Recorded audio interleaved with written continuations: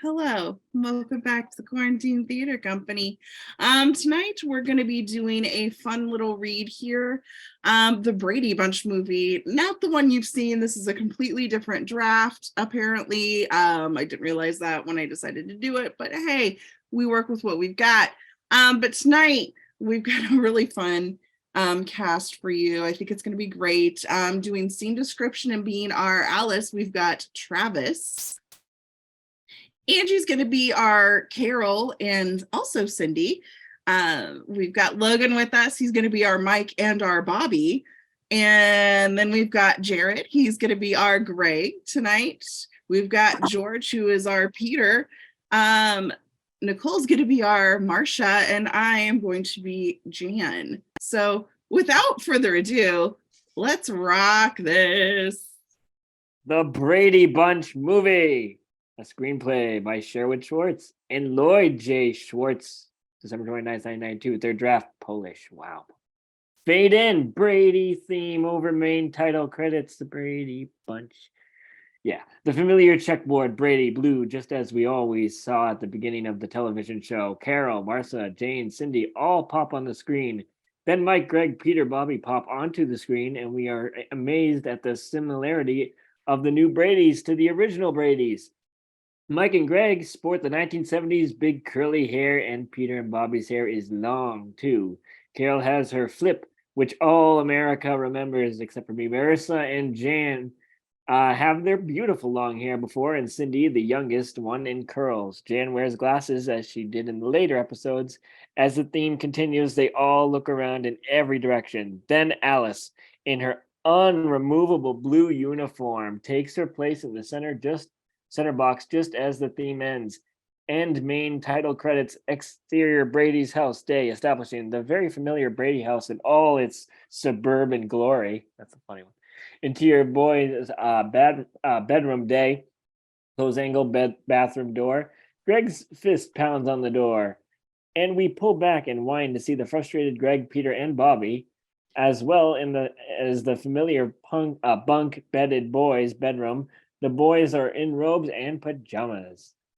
Marcia, will you come out of there? We have to get ready to rehearse.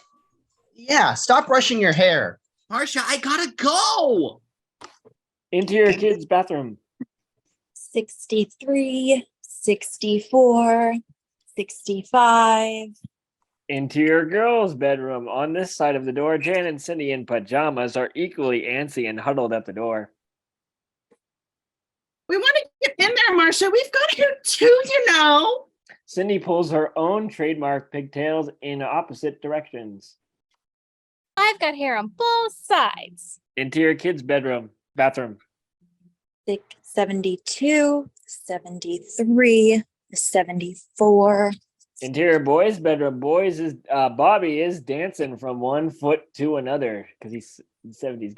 Greg sees Bobby's dame is about to burst. Bobby starts towards the window. Bobby, not out the window. Cut to exterior Brady backyard day. Note, a word about the backyard is exactly the same as the Brady yard we remember, except it's real grass instead of artificial turf because money, a real backyard. In addition to the unusual Brady objects in the backyard, the yard is cluttered with remnants of various episodes as teeter-totter, Greg's surfboard, a clubhouse, and of course, Tiger's doghouse. Tiger, who had been lost after the first season's episodes, has found his way back to home for this film. One major addition has been made to the backyard. It's a practice platform for the Brady's kids to rehearse their song and dance numbers. It's about a foot high and 10 by 6, with different size circular platforms for each of the kids to stand on. Angle toward house. As all 6 Brady kids stream out of the family room now, dressed in regular 1973 clothes, bell-bottom pants, mini skirts, etc., they are jabbering excitedly as they head for the rehearsal platform. Pete, punch the button. Peter crosses to a tape recorder, 1973 version, and starts the music. Occupant. Then he quickly hops on the platform with the rest of the kids as the music starts. Various angles, musical number. Opening credits roll as the Brady kids rehearse the number. They each have half a jump rope to simulate a mic and cord. Jan sings the lead. Angle, Greg. As the music ends, Greg shuts off the tape recorder. End credits. Ah, there. I did the lead and I was really, really good. Yeah, but we're not doing that song in the contest. We're doing good time music. Oh, where you and Marcia have the lead? That's right, Jan. That's how it always is. Marcia sings the lead vocal. Marcia gets the lead in the school play. Marcia gets a new boyfriend. Marcia. Jan, cheer up. They're not letting me sing lead vocal either. That's because we want to win. Your voice cracks like a broken mirror. Continued. Marcia sings an impression of Peter's voice cracking in Time to Change. When it's time to change, then it's time to change. Look who thinks she's a prima donna. Angle, the two youngest Bradys. What's a prima donna? Everybody knows what a prima donna is. Don't you know anything, Cindy? Sure. I know that you don't know what a prima donna is either. Cindy sticks her tongue out at him. Meanwhile, Look, this is the amateur finals at the Hollywood Bowl. We have to win first prize. We've got to put our best face forward. What's the thing with my face? Would you like that in alphabetical order? Jan flies at Marcia and grabs her hair and starts to pull. In return, Marcia grabs Jan's hair and starts to pull. There's a lot of yelling as Greg and Peter try to pull the girls apart. Interior Brady's kitchen. Carol and Alice are at the stove in the good old orange and olive-colored kitchen. Circa 1973, they can see the backyard through the windows in the den. They can also hear the racket and the... That's me. Doesn't sound much like music to me, Miss Brady. I'd better go out there and put some harmony into the act. As Alice stirs something on the stove, Carol strides purposely to the backyard. Exterior, Brady backyard. As Carol enters and moves quickly toward Jan and Marcia, who are still tugging at each other's hair, Carol gets between them. Girls, cut it out.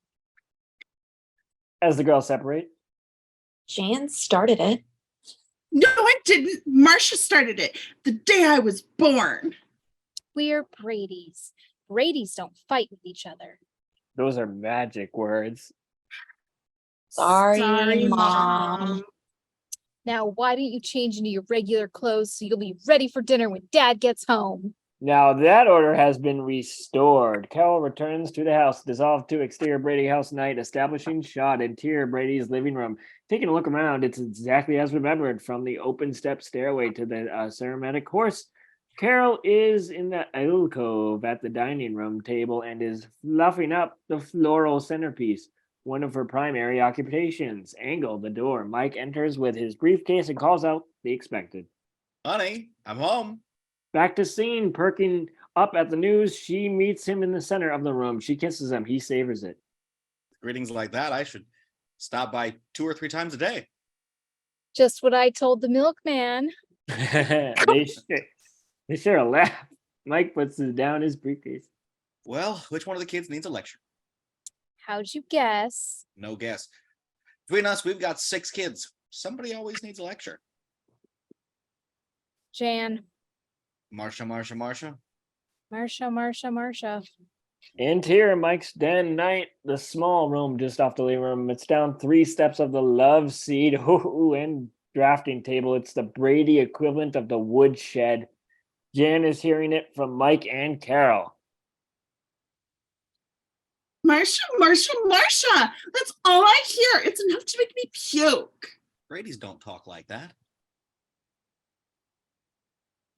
Sorry, Dad. It's just not fair. She's got pretty hair and a pretty face, and I got glasses and braces. You've also got a family that loves you. Like, wow. Jan, right now, Marcia seems to have it all. That's right, sweetheart. Your turn will come. I've got my glasses. You've been telling me since I was 2. You've just got to be patient. There's an old Chinese proverb. Patience is the greatest virtue. Yeah, well, I'm sick of being virtuous, too. With that, Jan storms out of the room. Angle, Mike, and Carol. I know just how she feels. When I was a little girl, I felt the same way about my sister. You don't have a sister. Not anymore. I killed her. Oh, Mike hits her with a sofa pillow. Cut 2. Exterior Chino prison establishing shot to show guard towers, etc. night. Music, Ring of Fire or Flossin' Blues. Johnny Cash. Yeah, Johnny Cash. Camera zeroes in on outside prison wall and dirt area. Camera moves in to further show there is movement in the dirt. Then more movement. Then the dirt seems to be falling back into the prison. Then we see a big kitchen spoon. Then the hand holding the spoon. The hand has a distinctive tattoo with the number 123 hand attached. Wider shot, camera moves wider as the crew-cutted Rocky pulls himself out of the hole into the freedom outside the prison wall. He is dressed in traditional prison clothes. Then Clarence, a huge black convict, emerges after Rocky. Wider still, scratching up in 1964 Valiant is Rocky's 19-year-old son, Junior. Barely slowing down, Junior opens up the passenger side door. Let's go, Dad. Then Junior sees Clarence. Who's he? Never mind. Let's move it. Rocky and Clarence jump in as the car speeds away. Sirens go off. The prison and searchlights scan the area. Cut to exterior country road night. You never said there'd be two of you. Clarence was my cellmate. He deserved a break today. Clarence doesn't say anything. He has a hulking presence and rarely speaks. You bring everything? Junior hands Rocky a package. He opens it and takes out 2 guns and a 6-pack of beer. There it is, Dad. 1 6-pack and 2 guns. Guess the other gun's for Clarence? Good guess, kid. Rocky realizes which car they're in. This is the car I bought you, ain't it? Yeah. Yeah, very smart. Busting me out in your own car. They'll tag us for sure. Hey, I don't have much experience driving a getaway car, okay? Just drive, smartass. Junior turns from his father and speeds along faster. Cut to exterior city street night. A black and white is parked. 2 policemen are leaning back, relaxing, their hats pushed back.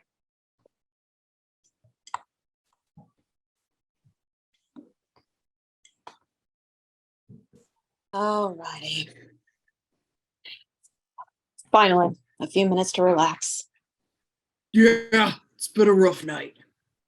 All units, be on the lookout for an escaped prisoner, Rocky Portugal. He is believed to be armed and dangerous, and in his son's Blue Valiant. License plate MRT 874 and traveling west from Chino. Escaping with Portugal is Clarence Dawkins, former bodyguard to crime kingpin Willie the Mongoose. I think guys bust out in the morning. New angle, the Valiant screams down the street and passes the cop car back to scene. The cops can't believe that it's the escape vehicle. MRT 874, there she blows. Various angles, the chase, music, hard driving, 1970 song, Born to be Wild, Stephen Wolf. Junior is a good driver and manages to elude the cops. He cuts off a car and makes a hard left onto the Santa Monica Freeway, heading west to the Pacific Coast Highway, the PCH. Then under the overpass and onto the coast route itself, the cops come alongside, but Junior uses a moving van as interference to lose them as the pursuers go up the coast and Junior speeds up the ramp. Cut to exterior Santa Monica Road night. Well, we lost him. Like hell. We better blow off this bus. Rocky sees a cliff to the side. Pull over. Junior does so. Then the boy sees the cliff and understands his father's plan. Oh, come on, Dad. This car's got sentimental value. Just get out. If you can't say goodbye to your wheels, leave the driving to me. Clarence gets out, then Junior gets out. Rocky hands his son the beer and guns. Angle, the Blue Valiant. Rocky steps on the gas and careens toward the cliff. Just before the car goes over, Rocky bails out and tumbles to the ground. The car sails through the air, then smashes to the ground where it breaks apart and bursts into flames. Angle, Rocky, and Junior. Rocky gets up and dusts himself off as Junior walks up to him. Junior looks distraught. Angle, Clarence. He smiles as he enjoys watching the car explode. Back to scene. Rocky takes back the guns and beer. Don't be getting teary, Junior. As long as we got guns, we can always get another car. I had some books and drawings in the backseat. Rocky takes a folded map from his pocket. The only drawing you ever made worth spit was this map of the prison. Got every one of them pipes and wires in the right place, or me and Clarence never could have dug our way out. Clarence joins them. Right, Clarence? Clarence nods. Rocky pockets the drawing and starts off down the street. Junior and Clarence follow. Cut to exterior Clinton Avenue night. Rocky Jr. and Clarence move down the block. Rocky seems to be looking for something. They all look the same to me. We need the right house. We need money. And we need a Angle. car. Oh, sorry.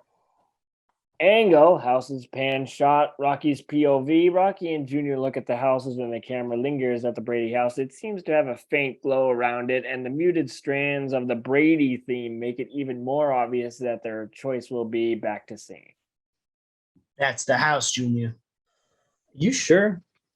Sure, I'm sure. Whoever lives here has got to have cars and plenty of dough. Junior and Clarence follow as Rocky goes down the driveway and into the backyard. Exterior Brady backyard. They pause at the garage and look inside. 6 bicycles? 6 kids? They got to be crazy. Rocky and Junior move to the far side of the backyard and case the joint. Clarence hangs back as a lookout, listening for any unusual sounds. This place is perfect. We'll hang out till morning. After the kids go to school, we'll move in, take some money, some clothes, grab a car, and get out. Angle Tiger, the Brady's sheepdog Tiger, comes out of his doghouse, sees the 2 intruders, and starts barking. Rocky raises a gun and aims it at Tiger.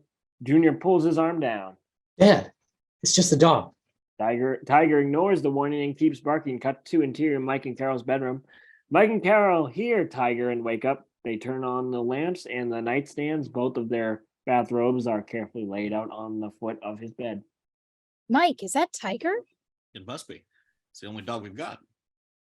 Want to go see what's bothering him? Obeying her suggestion, he gets out of the bed, puts one of his sleeves of his robes, then thinks better of it. Why don't we give it a minute? Chances are Tiger just saw a squirrel or something. Cut to exterior Brady backyard. Tiger is still holding Rocky, Junior, and Clarence at bay. People would hear a shot to have some food would keep him quiet. Hey, we got better than food. With that, Rocky takes a beer can, pops the top, and pours some in Tiger's water dish. Tiger immediately shuts up, laps out the lager and hiccups. Cut back to interior Mike and Carol's bedroom angle. Mike reacts to the fact that Tiger stopped barking. See? I told you it was nothing. But as long as Tiger woke us up. Mike starts to take off his robe, then hops into bed. He eases over toward Carol's side, then reacts as he sees Carol is fast asleep. He shrugs and prepares for a less active night. Cut to interior bedroom night. Music, everything is beautiful. Ray Stevens or Go Away Little Girl, Donny Osmond.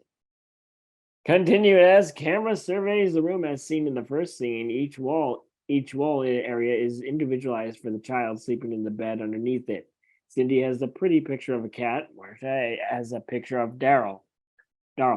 And Jan has an evil punk rock poster. Slow pan of the sleeping girls. Cindy is sleeping with her favorite doll, Kitty, Carol, all. Marcia has an angelic smile. When the camera reaches Jan, her eyes are open. She has a diabolical look and quietly sneaks out of the bed. She crosses to the desk and removes a pair of wicked-looking scissors. She skulks, and back to the sleeping Marcia. Jan takes the scissors and miraculously, without waking Marcia, cuts away at her older sister's long blonde hair. Angle Cindy. Cindy awakes and sees Jan hovering Norman Bates-like over Marcia. Jan, what are you doing? New angle as Jan continues to cut Marcia's locks.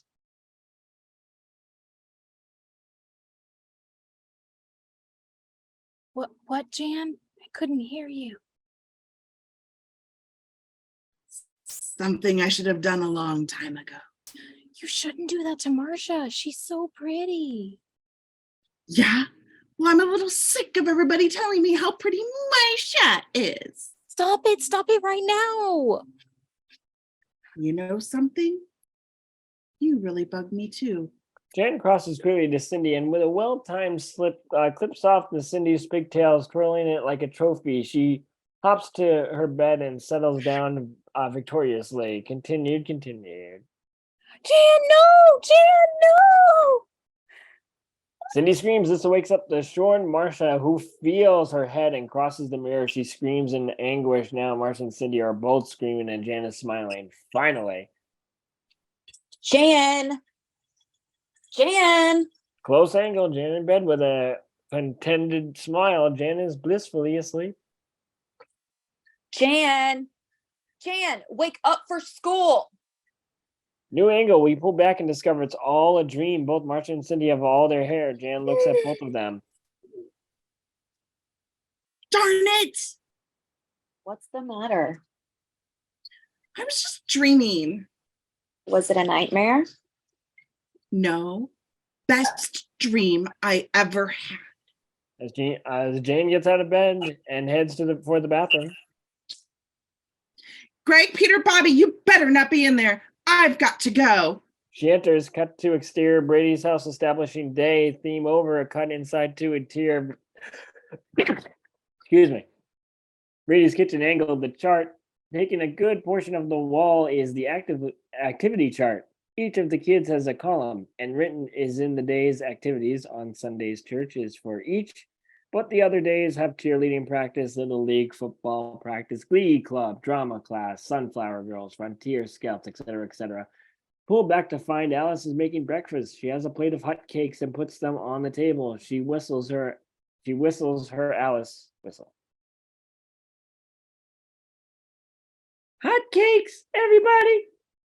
Alice then steps to the entranceway to the kitchen and awaits the thundering herd. Peter is first. You're always first, Peter. I like to get them when they're hot. He sits down and starts to eat immediately. Angle, the entranceway. Now everyone enters the kitchen and takes their places at the table. I've got hot cakes for everybody. That is if Peter decides to leave you any. No hotcakes for me, Alice. I'm watching my figure. Me too. Me too. Jan, don't you think you should have a figure before you start watching it? Thanks, Alice. That's just what I needed. How's rehearsal going, gang? Really groovy, Dad. Yeah, and if we win the big amateur night contest, we'll be able to. Close shot under the table as Greg kicks Cindy's foot, angled the table. You'll be able to what? We'll be able to win. Like you always say, Dad, there's more to winning than coming in first. Well put, Greg.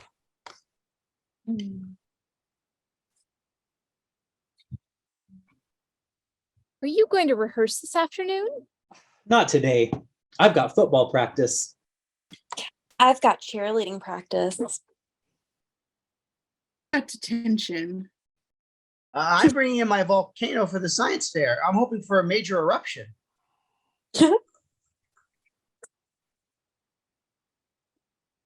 Then you better rehearse your number tomorrow before the show.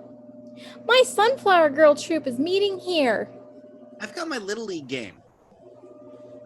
You know, kids, Stephen McKenna once said, all good is gained by those whose thoughts in life are kept pointed on one main thing, not scattered abroad upon 1,000. Angle, Carol, and Bobby as they react to this philosophy. Who's Stephen McKenna? Someone very famous, Bobby. You know your father only quotes very famous people. Previous shot. While you're doing all these things, the other acts will be rehearsing. Thank goodness we're very talented. We'll rehearse tonight, Dad, after dinner. Angle, Peter, he is watching the TV on the counter. Hey, look at this. A couple of guys escaped from prison by digging under the wall. Back to scene. Right on. Right on? When they get caught, they'll lose any chance of parole. Angle TV. Rocky Portugal and Clarence Dawkins are believed to be in the Santa Monica area. Portugal is a male Caucasian and has a distinctive tattoo with the numbers 1, 2, 3 on his right hand. Dawkins is a large black man with a scar on his left cheek. On the screen is a picture of Rocky, then one of the Clarence. In other news, some survivors of the air crash in the Andes Mountains admit to eating other victims who had frozen. They say it was only as a last resort, but that their friends tasted kind of like. Back to scene. Carol quickly turns off the TV so the children won't hear the rest of the report. How gross. I think it's neat, Marcia. Wouldn't you rather eat Cindy than die?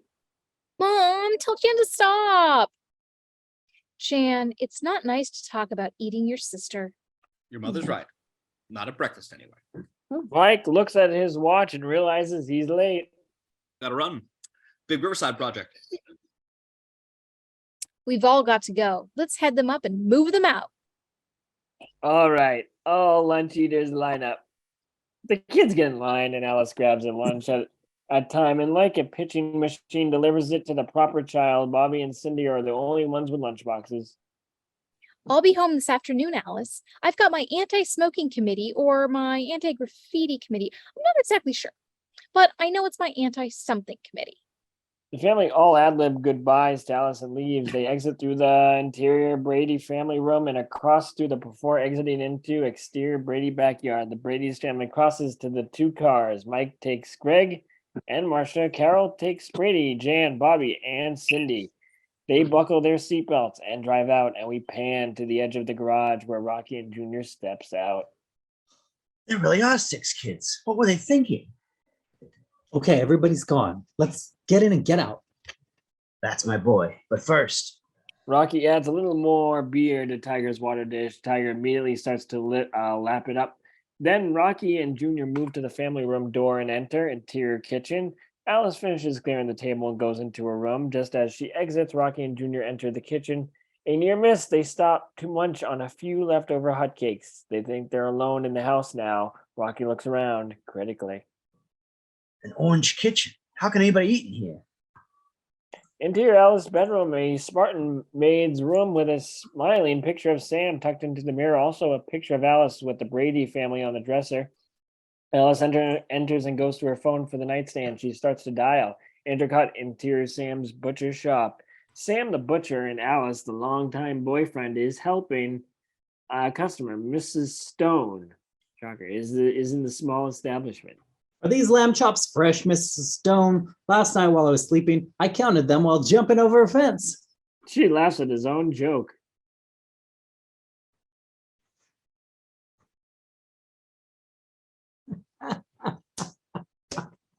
You're lucky. The meat is always fresher than your jokes. Oh, I'll be $6.50. Sam takes the money as the phone rings. He answers it as the customer exits. Intercut, interior Alice's bedroom. Hi, Alice. What can I do for my girl this morning? I just called to remind you about tomorrow night. No need to remind me. I'll be there with my bowling ball and my 136 average. Oh, Sam, nobody bowls at the Hollywood Bowl. These kids are competing in the finals of the amateur contest. I know, but Alice, what about my team? You don't want me to let down the bowling butchers. Of course not, Sam. Oh, Alice, that's not fair. I went to see Marcia and Romeo and Juliet. I went to see the Bradys in the school talent show. Heck, I even acted in Snow White and the Seven Dwarfs. I've got my own life too, Alice. The whole world doesn't revolve around the Bradys. Fine, Sam. And you know what you can do with your bowling ball? She hangs up. Rocky and Junior are eating the last of the leftover breakfast food. Camera follows them as they exit to the kitchen and cross into the living room.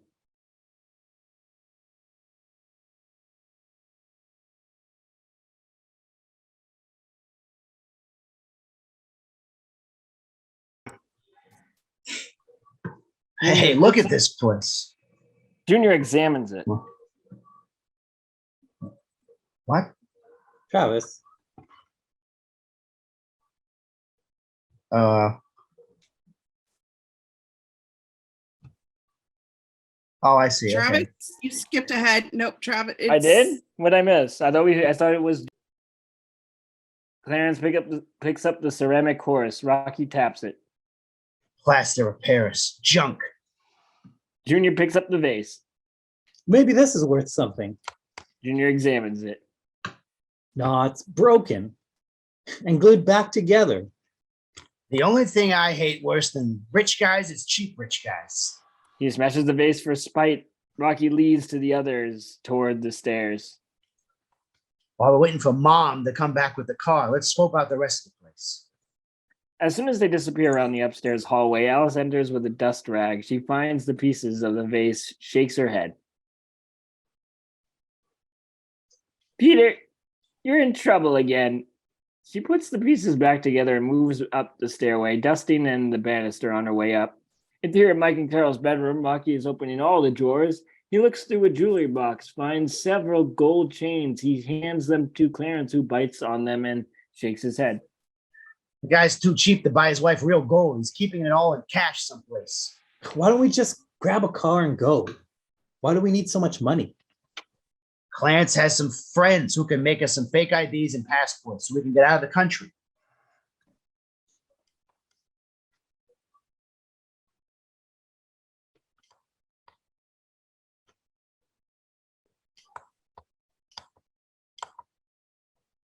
Yeah, they want cash. Some world. Nobody trusts anybody. Rocky pulls over the cover over the bed and checks under the mattress. They find nothing very valuable. He looks in the Mike's closet, pulls out some drab sports jackets. One thing for sure, the clown's not spending it on clothes. He throws the clothes down. Maybe he's hiding it some other room. Come on. All three exit Mike and Carol's bedroom and enter the upstairs. They walk toward the girl's bedroom. As soon as they pass the walk-in linen closet, Alice exits into the hallway with an armload of towels and sheets. She doesn't see them, nor they hear. They enter the girl's bedroom. Alice enters Mike's and Carol's bedroom. Interior, Mike and Carol's bedroom. Alice puts her load down on the bureau and looks at the mess that Rocky has made. Mr. and Mrs. Brady never left their room like this. Maybe they really got into it. Maybe Mr. Brady tore off her clothes and threw her on the floor and Mr. and Mrs. Brady, nah. She shakes her head and goes to work straightening up. Interior girl's bedroom. Alice freezes as she hears the toy from the other room.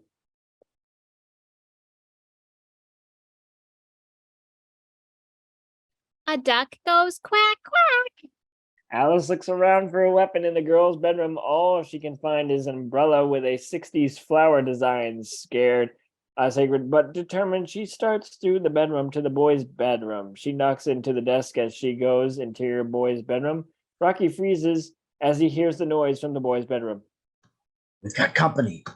We've got guns. Interior bathroom. Alice is terrified. She opens the umbrella. Yeah, well, I've got an umbrella. With that, she realizes the folly of her position and runs out the door. Interior upstairs hallway. Alice races for the stairway. Rocky Jr. and Clarence enter the hallway and follow her. Interior living room. In a desperate effort to escape, Alice slid down the banister as she does. The umbrella pops open. Junior and Clarence follow as each slides down the banister and cut her off as Rocky points his gun at her as he walks down the stairs. Hold it right there, Mary Poppins. Alice stops in her tracks as she gets to the living room. Rocky Jr. and Clarence join her. You're not going to do anything to me, are you? Rocky looks at her. Not exactly his type of woman. Are you serious? I was only in prison 3 years. What do you want? We want some money. If you know what's good for you, you better take us to the money. I don't know where it is. I'm the only housekeeper. Mr. and Mrs. Brady, I hardly know them. Heck, I can't even keep the kids straight. Greg, Marsha, Happy, Bashful, Dopey, Prancer, Donner, Blitzen. Have they got a safe? How should I know? Rocky makes a threatening gesture with his gun. Alice gives in. Right. This way. Alice leads them back up the stairs and through the hallway into Mike's and Carol's bedroom. They enter. Alice crosses to the dresser. Over the dresser is a large portrait of Brady's, the one along the stairs. Alice swings the portrait away from the wall to reveal a wall safe. Junior looks at Mike's architecture degree on the wall. Now that's more like it. What's the combination? I don't know. Rocky mentions her with the gun again. Honest, I don't know. I'm just the housekeeper. Why else would I wear this dumb blue thing about? Would you tell your housekeeper the combination to your safe? I could be a crook or something. Not that I have anything against crooks. Junior indicates the framed degree. They gotta have money. The guy's an architect. Too bad the safe won't open. I guess you'll be running along, huh? Bad guess. We're gonna wait for Mr. and Mrs. Brady. Right, Brady. You're not expected home for a long time. Then it will be a long, long wait. Cut to interior Westdale High athletic field sidelines. Music, be true to your school. The Beach Boys. Close angle, Marsha. Marsha is the lead cheerleader. What else? Is the leading the cheerleader squad in a BEARS cheer with a lot of kicking and humming and all real cute. Miss Steadfast, the cheerleading advisor, comes over to the girls. Now, girls, that was very good, but if you all pay attention to Marcia, you'll see exactly how to do it right. Marcia? Marcia does it again, but adds an incredible flourish with a handspring and a cartwheel. Alice, the three other cheerleaders, Wendy, Betsy, and Kimberly, they react. No way they can do what Marcia did. One of them raises her hand. Miss Steadfast, do we have to do that stuff at the end? No, Wendy. Nobody can do that except for Marcia. And of course, me and my day. Angle Marcia, she smiles and cops her long hair, blonde hair. Back to scene. Come on, let's go check out Greg Brady. The girls move to watch football practice. Cut to angle the field. The Westdale football team is exercising on the field. Greg is the halfback and listening to the coach who was outlining the play to the offense. The defense awaits for the offense to come to the line of scrimmage. Okay, man. This is Red B11. We're going to need this in the opener against the Razorbacks. Taylor, you fake the handoff to Brady. Roll to your right. Brady blocks the defensive end. You complete with Petrie cutting across. Okay, man. Hit it. The offense claps and moves to the line of scrimmage. New angle to play. Taylor, the quarterback, executes the play perfectly. Picks up the 12th against the defense. The backfield regroups around the coach. Back to scene.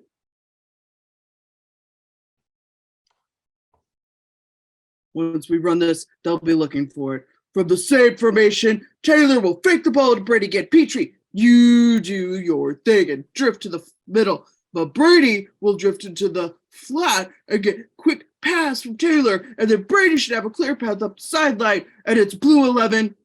Hit it. Back to scene. They clap again and hit the sideline of scrimmage. They play works. Greg blocks, then drifts, takes the pass, and does a nifty run for a touchdown against the defensive team. After Greg spirals the ball back to the quarterback, he is surrounded by the three pretty cheerleaders. Well, Greg, all ready for the Razorbacks next weekend? Sure am. So are we. Can we still count on your help? Nobody knows about it? Nobody, not even Marcia. She'd never approve. She's a Brady. So am I. But you're not a Brady like she's a Brady. You're right about that. I'll pick you up tomorrow. Greg leaves the mysterious conversation and trots back to the huddle. Cut to exterior Brady backyard day angle driveway as Carol drives in her new station wagon. She carries groceries. She walks to the screen door to the family room and enters. Interior family room. Carol walks through on her way to the kitchen. Alice? Interior Brady kitchen. Carol enters and puts up the packages. Still no sign of Alice. Alice! She starts shoveling the groceries. One of the grocers is a bottle of Wesson oil. Can't believe we're running out of this. Interior Brady's living room with Mike belts. Alice is tied to one of the dining room chairs, which has been moved to the center of the room. She is gagged. Alice! Alice tries a muffled response. Interior Brady's kitchen. Carol is puzzled that Alice hasn't answered. She decides to see what the matter is and crosses to the interior Brady living room. Carol enters and sees Alice on the chair. Alice, what in the world? What happened? Was Sam here? What's going on? Still gagged, Alice wants to attempt to answer. Only mumbling sounds emerge no matter how hard Alice tries. Carol starts to untie Alice. Maybe we can answer that. Angle, Rocky Jr. and Clarence, Carol's POV. They are all at the top of the landing. Rocky is now wearing Mike's clothes. Jr. is wearing Greg's clothes, which he is a little too big for. Clarence is practically busting out of one of Mike's suits. It appears there was a break-in and the robbers are still in the house. New angle. The crooks descend to the stairs and approach Alice and the Carol. Alice gets out of the rest of the belts. Are you all right, Alice? Alice rubs her wrists and ankles. The worst part was not being able to talk so I could tell them what I think of them. I want you all out of my house this minute. Rocky holds up his gun. Clarence has the other gun and holds it up as well. That's not what we want. The phone rings. Carol looks at Alice, who looks at men. Who answers the phone in this house? If I'm home, I do. You're home, aren't you? Carol goes to the phone and looks back at Rocky for instructions. Act cool. Hello? Intercut. Interior. Mike's architecture office. Mike is at his desk. He is surrounded by all kinds of rendering models. Most are marked Riverside Project. Hi, honey. Listen, I've just got a minute. There's a folder marked Riverside file on my desk. When Greg gets home, have him bicycle the file to my office. I need this. I need it this afternoon. Okay? Okay. Mike? Yes. Rocky edges closer. What is Carol going to say? I love you. I love you too. Goodbye, sweetheart. They both hang up and intercut. Interior. Brady's living room. Nice performance, Mom. Why don't you just take the phone off the hook? People report phones that are out of order. Carol suddenly realizes Rocky and Clarence are wearing Mike's clothes. Hey, you're wearing my husband's clothes. And you're wearing Greg's. So, Nothing. We just noticed, that's all. And you look real good in them. What say you two sit down while we wait for the rest of the family? Troubled Carol and Alice sit. Cut to Interior Fillmore. A high science lab day with a poorly constructed volcano model. Peter sits next to Eugene, a nerdish student, who has fashioned a perfect model of a volcano. Peter has a small battery attached to it. Eugene and Peter wait for the instructor, Mr. Perkins, to check out their projects. Mr. Perkins inspects Eugene's first. very nice, Eugene. It's modeled after Mount Vesuvius. I even put little warning signs in Latin. Well, let's see it in action. Eugene puts two wires from a 9-volt battery together and the volcano marks a sizable eruption. Mr. Perkins marks the grade. Very good, Gene. He crosses to Peter. Now let's see yours, Peter. Mine's Mount Vesuvius too. Ah, good. Let's see the eruption. Peter connects the wires from a little battery. The volcano gives one small pitful bloop and one little dribble. I used a small battery. As Mr. Perkins looks at at Peter's weak attempt, he picks up Peter's battery. Remember this, Peter. The dynamics of an explosion is directly proportional to the influx of the voltage. What does that mean, Mr. Perkins? The bigger the battery, the bigger the boom. Interior. Mike's in Carol's room. Carol, Alice, Rocky Jr., and Clarence are all at the safe. Carol is trying to open it. Rocky has a gun on her. Lady, I'm telling you for the last time, open it. And I'm telling you, I don't know the combination. Then we'll just have to wait for Mr. Brady to get home. Look, if you two will just leave now, we promise we won't say anything. Here, take my credit cards. Thanks, but Clarence here don't look much like Mrs. Carol Brady. Besides, we need cash. Take my car. I promise I won't say anything. Sure, as soon as we drive away, you call the cops with the license number. No, I won't. I don't even know my license number. I'm not even sure of the color, or the model, or the make, or anything. Dad, maybe we should try another house. These Brady seem like nice people. We're very nice people. Of course, all people we know. We're the nicest. I don't trust nice people. Alice, we're not that nice. Cut to exterior Brady's house day. Greg is walking with his school books toward the house. The unexpected Greg and the front door enters. Cut inside to interior Brady living room and entry area. Greg enters, throws his books into the couch. Hi, Mom. I'm home. Before he can complete the word, he is grabbed by Junior and wrestled into the living room where he is thrown onto the couch next to Carol and Alice. Oh, sorry if I hurt you.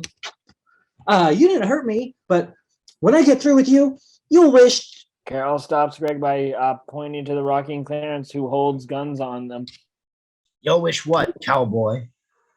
Cool, Greg. They're just waiting for your father to get home. What did Dad do? Nothing. Your father is going to give us everything in the safe. Rocky strolls over to the window and looks out. Angle Daryl's car, Rocky's POV. Daryl pulls up and parks in front of the Brady's house. Anybody you know have a red Trans Am? Back to scene. That's Daryl's car. Daryl's your brother? No, he's Mark's new boyfriend. No. Oh,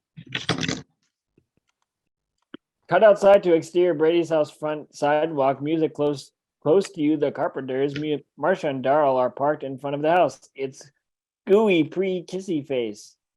Marcia, I dig you the most. I like you too, Daryl. I've got something I want to show you. I won't look, Daryl. We already talked about that. I'm a Brady. I'm talking about this. He reaches into the glove compartment and takes out a picture. Your copy of the senior prom picture. I was so happy you were my date. I was happy for you too. You sure look good. Although no picture can do you justice. Yes, that is a problem. And I'll see you Saturday night after the amateur show. Well, New angle. Greg appears at the car window. He taps on it, annoyed, and Marcia rolls down the window. What is it? Mom wants you to come inside right now. What's so important? They look toward the house. Angle front door. Junior steps out. He waves. Back to scene. Who's that? I don't know. Marcia, you told Daryl about your new boyfriend, Junior, didn't you? Junior?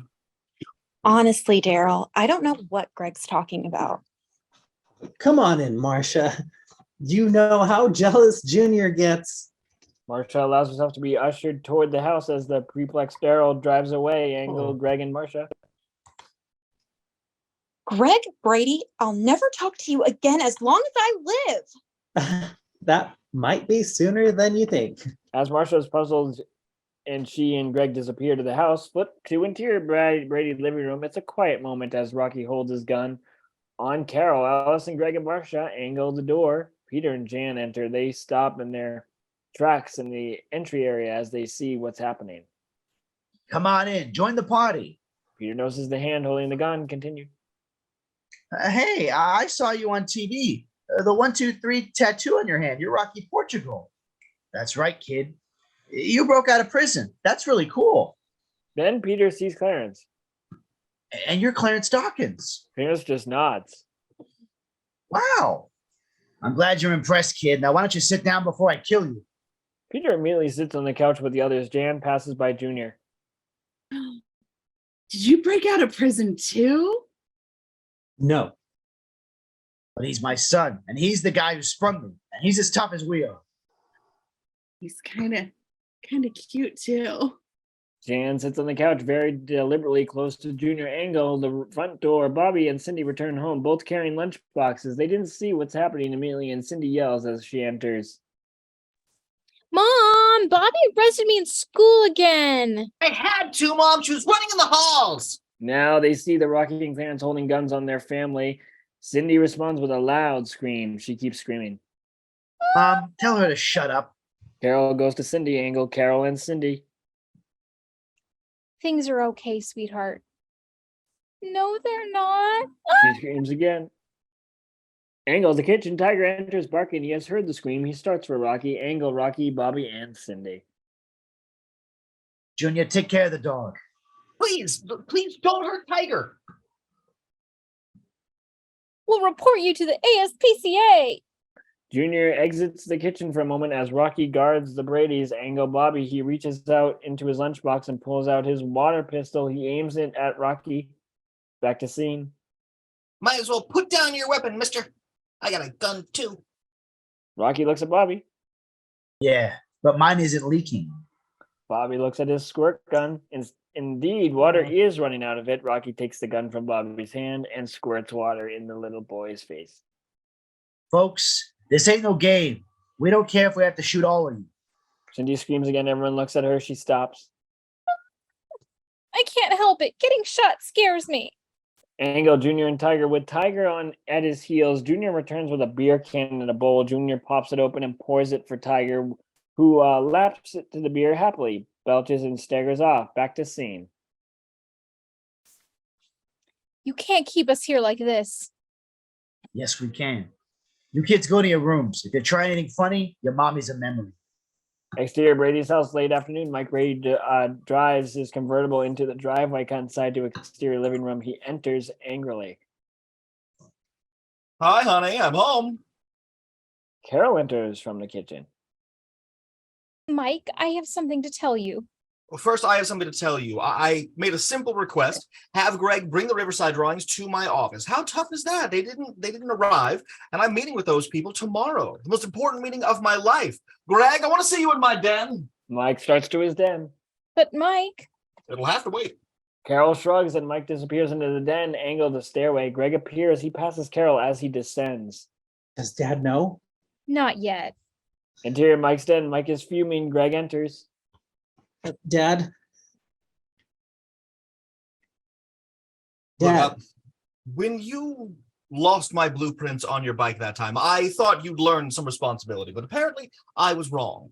oh, but Dad, I'm sorry, Greg, but I'm going to have to ground you for 2 weeks. Booker T. Washington once said, few things help an individual more than to place responsibility upon him and let him know you trust him. Well, you have failed that trust. Dad, there's a reason. There's absolutely no excuse, absolutely none. Mr. Brady, Mike turns and sees Rocky at the entrance to the den. Rocky and his gun pointed at them. Well, maybe not absolutely. Rocky waves his gun at Mike. let's go, Pops. What about the other kids? Is everybody okay? Everybody's fine. They'll stay fine if you do what you're told. Mike follows Rocky out of the den. Cut to interior Brady family room. Clarence is holding a gun to Alice, Marsha, Peter, Jan, and Bobby, and Cindy. Junior is in charge of this group. How long do you crooks expect to hold us here? Crook. I'm not a crook. My father is. Actually, breaking him out of prison and holding us like this makes you a crook too. He's my father. I'm gonna tell that to the judge. You know how it is. Your parents tell you to do something, you do it. And don't think about it because they're your parents. Right, Clarence? Oh no, never had any. Cut to interior Mike and Carol's bedroom. Mike is at the safe, but he stops before opening it. Rocky, Carol, and Greg look on. But I'm telling you, there's nothing here. I find that tough to believe. There are things in here, but nothing that you'd be interested in. Open it up. Mike opens it. Rocky pushes him out of the way. Rocky pulls out the items, unusual items for a safe. The first is a large mayonnaise jar, which he shakes. What's this? The kid's baby teeth. Now he pulls out papers and a photo album. And these things? Birth certificates, report cards, letters the kids sent us from camp, pictures of our trip to Hawaii, the Grand Canyon, and Cincinnati. Come on, where are the valuables? Those things are valuable to us. Rocky's getting angry. He grabs Mike by the collar. Greg tries to pull away. Rocky shoves Greg roughly, and Greg falls back on the bed. Rocky now holds a menacing gun on them both. Are you okay, Greg? Yeah, I'm okay. Listen, clown, I'm getting sick of you and your goody-goody family and your shining little faces and your report cards and your jars of baby teeth and pictures of Cincinnati. I want your money and I want it now. I don't have any money. No money? I don't get it, Brady. You're a fancy architect, and you design a house with 1 bathroom for 6 kids and force them to live 3 to a room. Once he installed a payphone to cut down on our phone bill, we even do our own wallpapering. That just proves he's saving all his dough. Where is it, Brady? Rocky digs back into the safe and pulls out a bank book and holds it up triumphantly. Never mind. Rocky sees the balance and whistles. So that's where all your dough is, in First Federal. Carol looks over Rocky's shoulder and is equally surprised by the large amount. Mike gives her an embarrassed, "I'll explain later" shrug. It's the weekend. The bank is closed. Come on. Rocky waves them toward the door. Cut to interior Brady's living room. The family is seated on the couches and chairs, and Rocky, like General Patton addressing the troops, spells out what the plan is.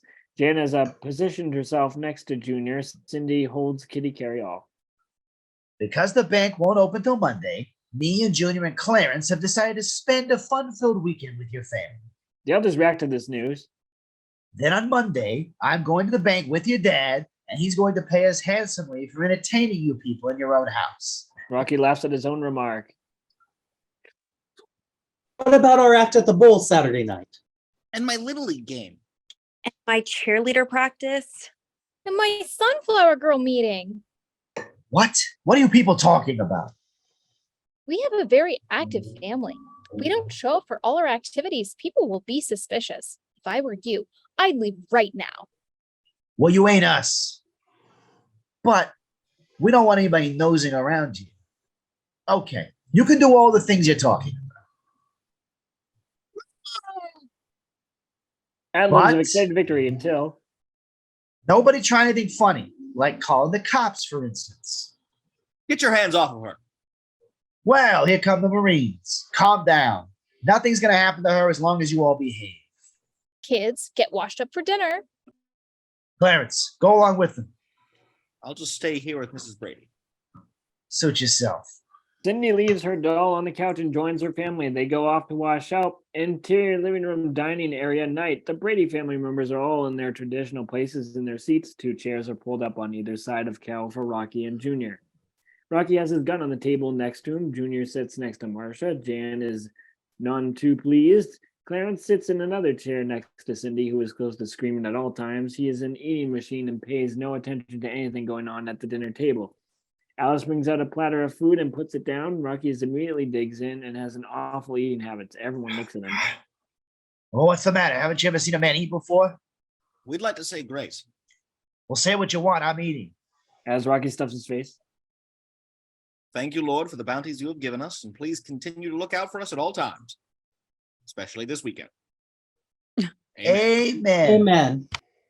Rocky punctuates the blessing with a loud belch.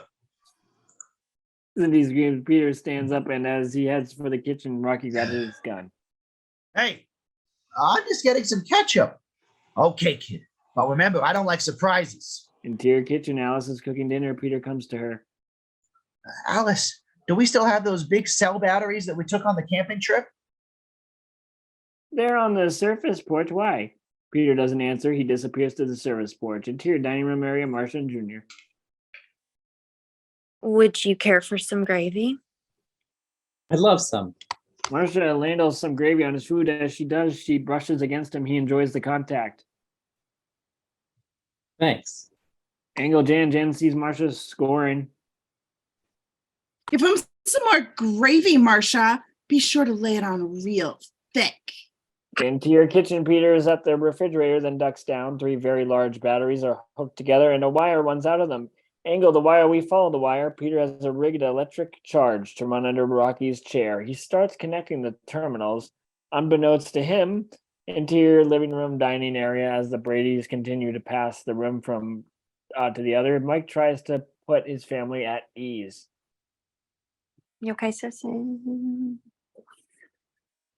this is a difficult time for all of us, but as LP Jacks once said, man is ill adapted for living an easy life, but he is well adapted for living a difficult one. Wider angle of the dinner table. I don't like where I'm sitting. What's the matter? I should be at the head of the table. This is where I always sit. Right. When you used to run the family. Get up, bub. As Mike and Rocky rise to change places, interior, Peter doesn't realize that Rocky and Mike have changed seats as he kneels by his batteries. Well, here goes nothing. He places the 2 wires together, and interior living room dining area. Suddenly, Mike leaps into the chair and dashes around the room, yelping in pain. Peter comes running in. Did I get him? Did I get him? Peter stops as he witnesses the plan going astray. Clarence grabs Peter. Whoops. Rocky stands and assumes control as Carol confronts Mike. I said no games. From now on, nobody gets out of our sight. What happens when we go to bed? Rocky thinks about it then. You all sleep together in the living room where we can keep an eye on you. And if there's the slightest bit of trouble, Rocky picks up his gun and shoots Angle the couch. Kitty carried all is blasted apart by Rocky's shot. Cindy, she starts screaming. The screaming continues and bridges the exterior Brady's house, establishing night. Interior living room, the lights are on, and all the furniture has been pushed to the sides. 9 sleeping bags are laid out on the floor. Each Brady is in pajamas and standing next to his or her sleeping bag. Alice in her classic sleepwear and pin curlers is next to her sleeping bag. Rocky Jr. and Clarence are on the first landing of the first of the stairs, guns still in evidence. okay. When I need some shut eye, Junior or Clarence will take over. Wait a minute.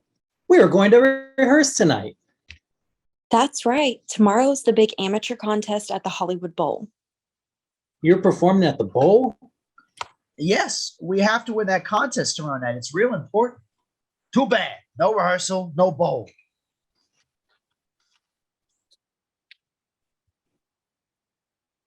If the kids don't show up there, someone's going to show up here.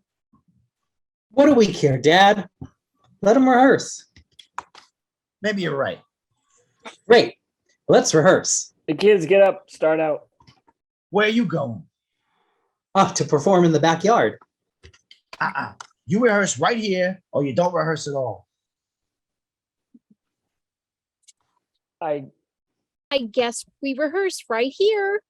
The kids start up the stairs. Clarence moves back to the block their path. We need our costumes. We can't rehearse in our pajamas. Rehearse. Mike, Carol, Alice, and the kids all push the sleeping bags out of the way. Peter crosses to the tape machine, which is on the table in the living room, and turns it on. It's a different song than what we heard in it earlier. It's a good time music. Mike, Carol, Alice, Rocky, and Junior, and Clarence observe as the Brady kids sing and dance. Good time music. Here's some good time music. I love to hear. I've got plenty of blues and sort of bad news. And I need to find me some cheer. Well, there's been some times when I've been down, more so recently. I've got a piece of bad ride, make a new fly, react positively. There's no sense in walking around with your feet stuck in the ground. It's much better to put yourself together. Create a lot of love and good vibes for humanity. That's fine with me. The Brady kids do as well as they can, considering the circumstances in their night clothes on the living room floor, and with Rocky Jr. and Clarence observing as they sing and dance, Angle, Rocky, and Jr. Hey, Dad, they're not bad. Are you nuts? I gotta plug 3 or 4 of them right now and save the world some earaches. The kids are about halfway through the number when. Okay, kids, you're finished. We're not through yet. Yes, you are. Angle, Mike, Carol, and Alice. Well, you heard him, kids. Talk about a tough audience. Wider angle as the Brady family starts pulling sleeping bags into the position again. Exterior Brady house establishing shot night. Music Brady theme. The house is dimly lit. Interior living room dimly lit. All the Bradys are in their sleeping bags. Rocky Jr. and Clarence are on the landing keeping guard, and Angle, Marcia, and Jan. Jan, I'm really scared. Come on. This is the first neat thing to happen to this family since you broke your nose. New Angle, Greg, Peter, and Bobby. Oh.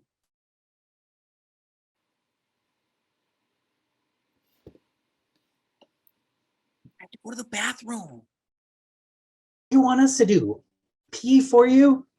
Rocky says we can't be out of his sight Just hold it, Bobby. till Monday. Greg moves over to Rocky. Angle, Rocky, and Greg. Greg has to go to the bathroom. Thanks for the bulletin. Greg goes back to Peter and Bobby. Watch everybody. I'm going to take Bobby to the bathroom. You never took me to the bathroom. Okay, from now on, I'll take you to the bathroom. Angle clearance. I'll take the kid. Suit yourself. Clarence and Bobby go upstairs toward the kids' bathroom. Angle Jr. Music both sides now. Judy Collins as he crosses to Marsha's sleeping bag.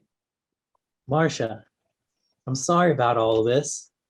It's not your fault, Junior. I know that.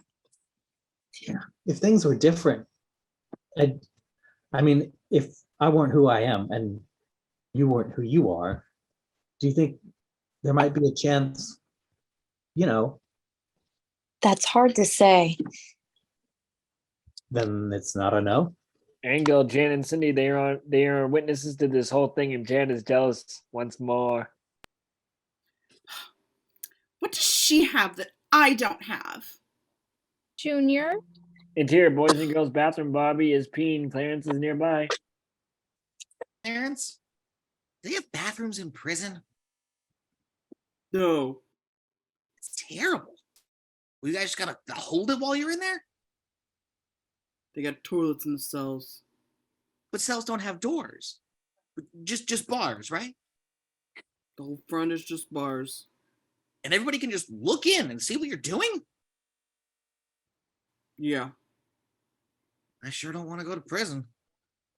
Cut to exterior Brady house establishing morning. Cut inside to interior Brady's living room early morning. Music, a beautiful morning. The Rascals, as camera pans on the sleeping Brady's, arrives at Mike, who is half dressed in clothes as he had prepared. Shirt pants. He picks up his shoes and construction hat that starts to exit quietly. The others are asleep. Going out a little early, aren't you, Dad? New angle. Rocky has intercepted Mike. Rocky makes no attempt to whisper at the others. Wake up during. Look, I wasn't going to turn you in or anything. I was just going to my meeting. I don't think so. It's the big Riverside project. I've been working on it for 2 years. I've got to make a living. So do I. So sit down and shut up. Rocky takes the hard hat from Mike's hand and throws it down. I wouldn't say anything. You've got my whole family here. Maybe yes, maybe no. I don't like maybes. He pushes Mike down his sleeping bag. Rocky turns to Alice. And you get in the kitchen and fix some breakfast. Alice goes immediately. Gee, it's fun having a housekeeper. The interior Brady's kitchen. Rocky leaves Junior and Clarence in charge of the others and enters the kitchen as Alice starts to prepare breakfast. What's the matter? Afraid I'm going to slip something into your food? No, I just like a good meal. At prison, we were lucky if they slipped food into our food. The front door bell rings. Rocky immediately tenses up. Who is it? I don't know. Rocky goes through in the archway into the sleeping bag living room. Interior Brady living room. Rocky crosses to Mike and Carol, Junior and Clarence. Whoever it is, get rid of them. You two hide, but keep them covered. Carol looks to Mike, who shrugs. And okay, Carol puts on her robe, which is next to her sleeping bag, and crosses to the front door. Junior ducks into the doorway to Mike's den. Rocky retreats towards the kitchen. Angle, the front door. Carol opens it for Sam, who carries the package. Hiya, Mrs. Brady. Hello, Sam. Did we order something? No, ma'am. This is a present for Alice. I'm afraid she can't see you right now. She's still mad. Is that it? Right, that's it. You know how women are. Give her some time to cool down and come back a little later, like Tuesday. Tuesday? What I have to say can't wait till Tuesday, Mrs. Brady. Oh, he barges in and starts across the living room. He stops for a moment as he sees all the Brady kids in sleeping bags. Camping out, camping in, square dances, slumber parties. You guys always got something going on. He passes through the archway into the kitchen, interior Brady kitchen. Sam enters and finds Alice. Sam! What a surprise! I'll bet it is, especially since you told Mrs. Brady you didn't want to see me. Sam, it's not that. It's just that this isn't the right time. She puts the package down on the table in front of Alice. And 3 pounds of filet mignon won't change your mind? Only 3? Rocky comes out from the door, which Sam knows leads to Alice's bedroom. I think the lady has made it clear she wants you to leave. Who are you? What difference does it make? Why don't you just blow out of here? Alice, you got a new boyfriend? Just because I wanted to go bowling. Sam, I can't explain right now. The things are different. That's all. You better leave. Alice, I know where that door leads to. Answer me one question, pal. Did you stay over last night? Yeah? And what if I did? Sam spins away. The news has crushed him. And Oh, Alice! No, no! We've been going together for 11 years and I never stayed over. Not once. And just because I forgot about amateur night and the bowling butchers need me, He can't say anymore. He starts to exit kitchen, returns to retrieve the package of meat, and exits. He retracts his steps through the living room. Interior Brady living room. Sam crosses to Mike and Carol. I loved her, Mr. and Mrs. Brady.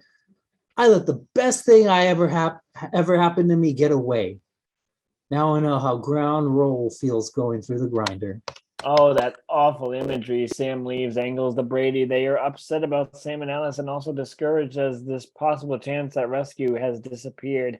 Interior Brady kitchen later. Rocky is near the chart and he is putting the day's events together. Okay, which of you is going to the Little League game? Bobby and Peter raise their hands. Mike eventually raises his as well. It's my game. Peter keeps score and Dad's coach. I was going there after my meeting on the big Riverside project. What about the Sunflower Girls? Where's the meeting?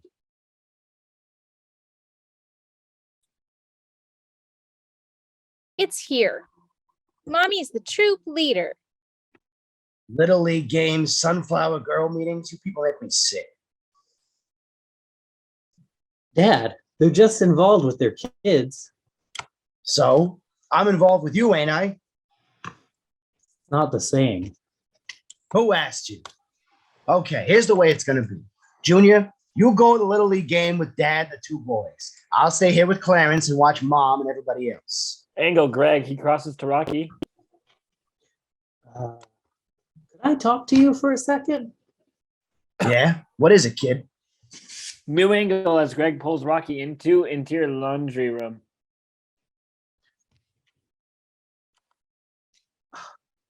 I'm not going to the Sunflower Girl meeting.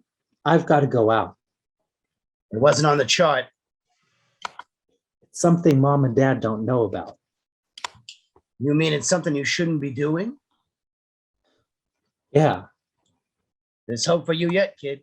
I'll get you out. They exit the laundry room and re-enter interior Brady's kitchen to see Angle, the family, Junior, and Clarence watching the news on TV.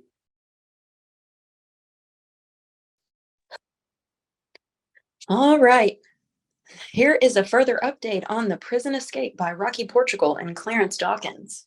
Back to scene. Rocky hears this and turn it up louder. Peter does so. All activity stops and they all crowd in to watch the TV.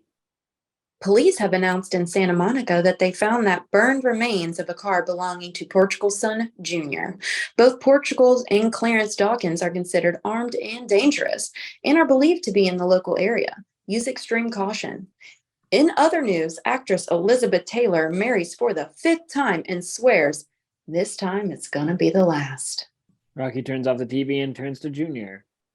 I told you using your car was dumb. Sorry, Dad. A lot of good sorry does. Kids drive you nuts. They just can't learn how to do things right. The phone rings. Carol goes to answer it. Rocky is immediately on alert. He follows her to the phone. Hello?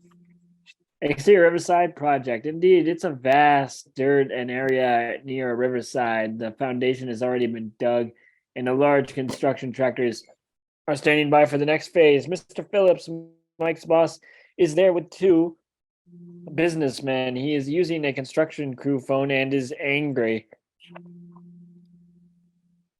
Carol, this is Harry Phillips. Oh, hi, Mr. Phillips. Where exactly is your husband? Carol is very nervous, but he tries to remain calm.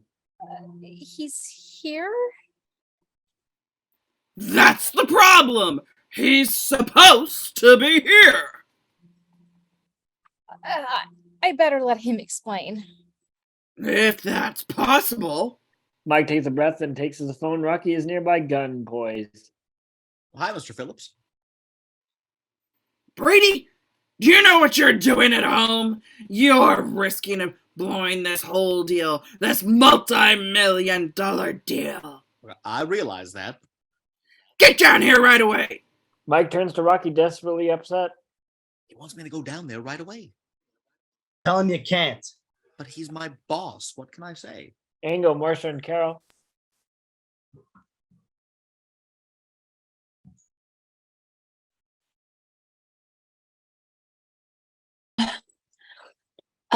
Try something suddenly came up. It always works for me, like when I want to break a date. Not now, honey. Back to scene. Tell him. Believe me, Mr. Phillips, I'd really like to be there with you, but something suddenly came up. What? Our whole company's in the future rests on this project and you say something suddenly came up? Yes, that's what I'm saying. Rocky now enjoys the position he's putting Mike in. Tell him you're sick of him and his whole small-time company. But tell him. Please accept this in a positive way, Mr. Phillips. But I'm sick of you and your whole small-time company.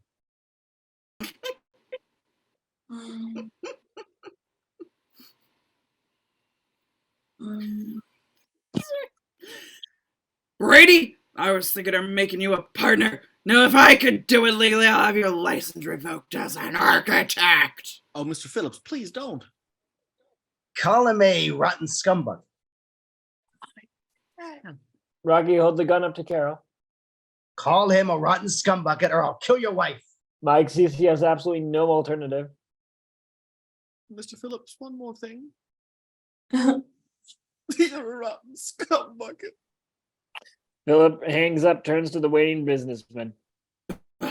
Gentlemen, there's been a slight delay. And intercut interior Brady kitchen. Mike is crushed as he hangs up the phone. Exterior Little League field day music Saturday in the park, Chicago. Mike, Jr., Peter, and Bobby are walking toward the rest of Bobby's team, the Angels. Bobby is in uniform. Mike has an Angel shirt and cap. Jr. swears a windbreaker and has a gun in his belt, so the weapon won't be seen. Mike is still dazed from the events of the day. They pass a bag lady near a refreshment stand, which with discarded items in a shopping cart. Mr. Brady, you always have something for me. Oh, sorry, not now. You'll have to forgive my father, Mr. Brady. He's really not such a bad guy. He's robbed stores and banks, but he's never shot anybody yet. He's going to end up back in prison. You know that, don't you? He's had a tough life. His parents never wanted him. Reform school when he was 13. What about your life? Are you ready to see that flushed away too? You stick with him. I'm sorry, Mr. Brady, but my father's my father, and that's it. You guys try anything and it's over. Got it? Yeah, we've got it. Mike, Peter, Bobby, and Jr. reach the stands where the other parents sit. Peter and Jr. sit at Mike and Bobby head to the field. Interior Brady living room. Carol, Alice, Marcia, Jan, and Cindy wait uneasily as Rocky and Greg approach Carol. Hey, Mom, Greg and me are going to run an errand. What? Greg, you're not leaving us in this house with this man. Don't worry about Clarence unless you try something stupid. Mom, we'll be back in an hour. Just remember, Clarence. Taking the cue from Rocky, Clarence picks up the ceramic horse and smashes it against his head. Greg and Rocky exit, and Carol, Alice, and the three girls are impressed and terrified by the immense, impassive Clarence. Cut back to exterior Little League field. Angle the umpire, Bellingham. The umpire, a gruff, nonsense sort, is filling in his lineup sheet. Angle Mike. Mike is desperately trying to come up with a way to save his family when he sees the umpire. He gets an idea and crosses to Bobby. Bobby, that umpire is Bellingham, isn't it? Sure is, Dad. Toughest in the league. He's an ex-cop, isn't he? Hey, that's right. Mike has suddenly discovered a plan to help his family. Interior Brady's living room. With Clarence observing the proceedings, the room is now filled with sunflower girls and sunflower girls mothers. All are standing in a circle. All the little girls are in uniform, including Cindy, and are singing the Sunflower Girl song. I'm glad to be a sunflower girl. I wear my banner proud. If someone needs my help one day, I'll help if I'm allowed. Sunflower girls are filled with love. They shine both night and day. I'll live my life the best I can. I live it the sunflower way. I live all my life the whole while, smiling with the sunflower smile. Angle Clarence, he watches and shows no emotion. Angle, Marsha, and Jan, they are off to one side and looking for an opportunity to somehow end their captivity. Back to scene, Carol is the leader. Very good, Sunflower Girls. First, I'm sure we'd all like to give a big Sunflower Girl hello to Cindy's sisters and former Sunflower Girls, Marsha and Jan. Hello, Marsha and Jan. And also, we're very lucky to have another guest today. Our old family friend, Kareem. Continued. Everyone looks at Clarence. Angle, Clarence group. He gives a reluctant wave. Back to scene. So can we have a big Sunflower Girl? Hello, Kareem. Hello, Kareem. Embarrassed and awkward, Clarence nods. Cut to exterior suburban street. Greg and Rocky pull up to a corner in the Brady station wagon. Wendy, Betsy, and Kimberly are waiting. No longer in the cheerleader outfits, they jump into the back seat, but they are concerned when they see Rocky. Who's your friend, Greg? Nobody's supposed to know about this. Oh, don't worry, Uncle Jerry's cool. Did you tell him what we were doing? Yeah, and he's going to help us. That's great. Last year, Greg stole the school mascot from Coolidge High for the big game. It was a goat. This year, we're helping him steal the mascot from Ridgewood. It's a Razorback. Uncle Jerry thinks it's a great idea. You think it's okay to steal a mascot? I think it's okay to steal anything, as long as you have a good reason. The girls laugh. Cut to exterior Little League field. Angle the stands. Peter and Junior are really hitting off quite well. You know something, Junior? It's not the prize itself that's so important. You mean the contest at the Hollywood Bowl? Yeah, this is Mom and Dad's 5th anniversary, and the prize is perfect for them. 5th anniversary? You got 6 kids, and the youngest is 8. Well, she's not my real mom. She's not? It's a long story. She was a lovely lady who was bringing up 3 very lovely girls. And what happened? Well, one day this lady met a fellow who was busy with 3 boys of his own. That's how we became the Brady Bunch. The Brady Bunch? Yeah, that's how we all became the Brady Bunch. I get it. Interior Brady's house. The Sunflower Girls and Mother are all playing the memory game. A plump Sunflower Girl, Olivia, sits next to Clarence and is reciting.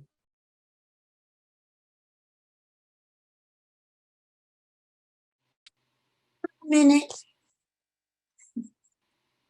I went to the zoo and saw a monkey, an elephant, a rhinoceros, a giraffe with a long neck, and a camel with 2 humps. Good. What's next? Or who's next?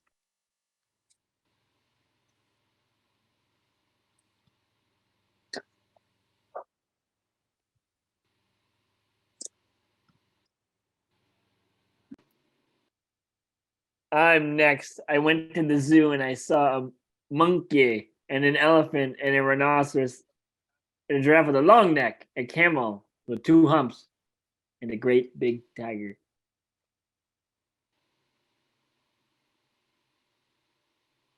Good, Lori. Who's next?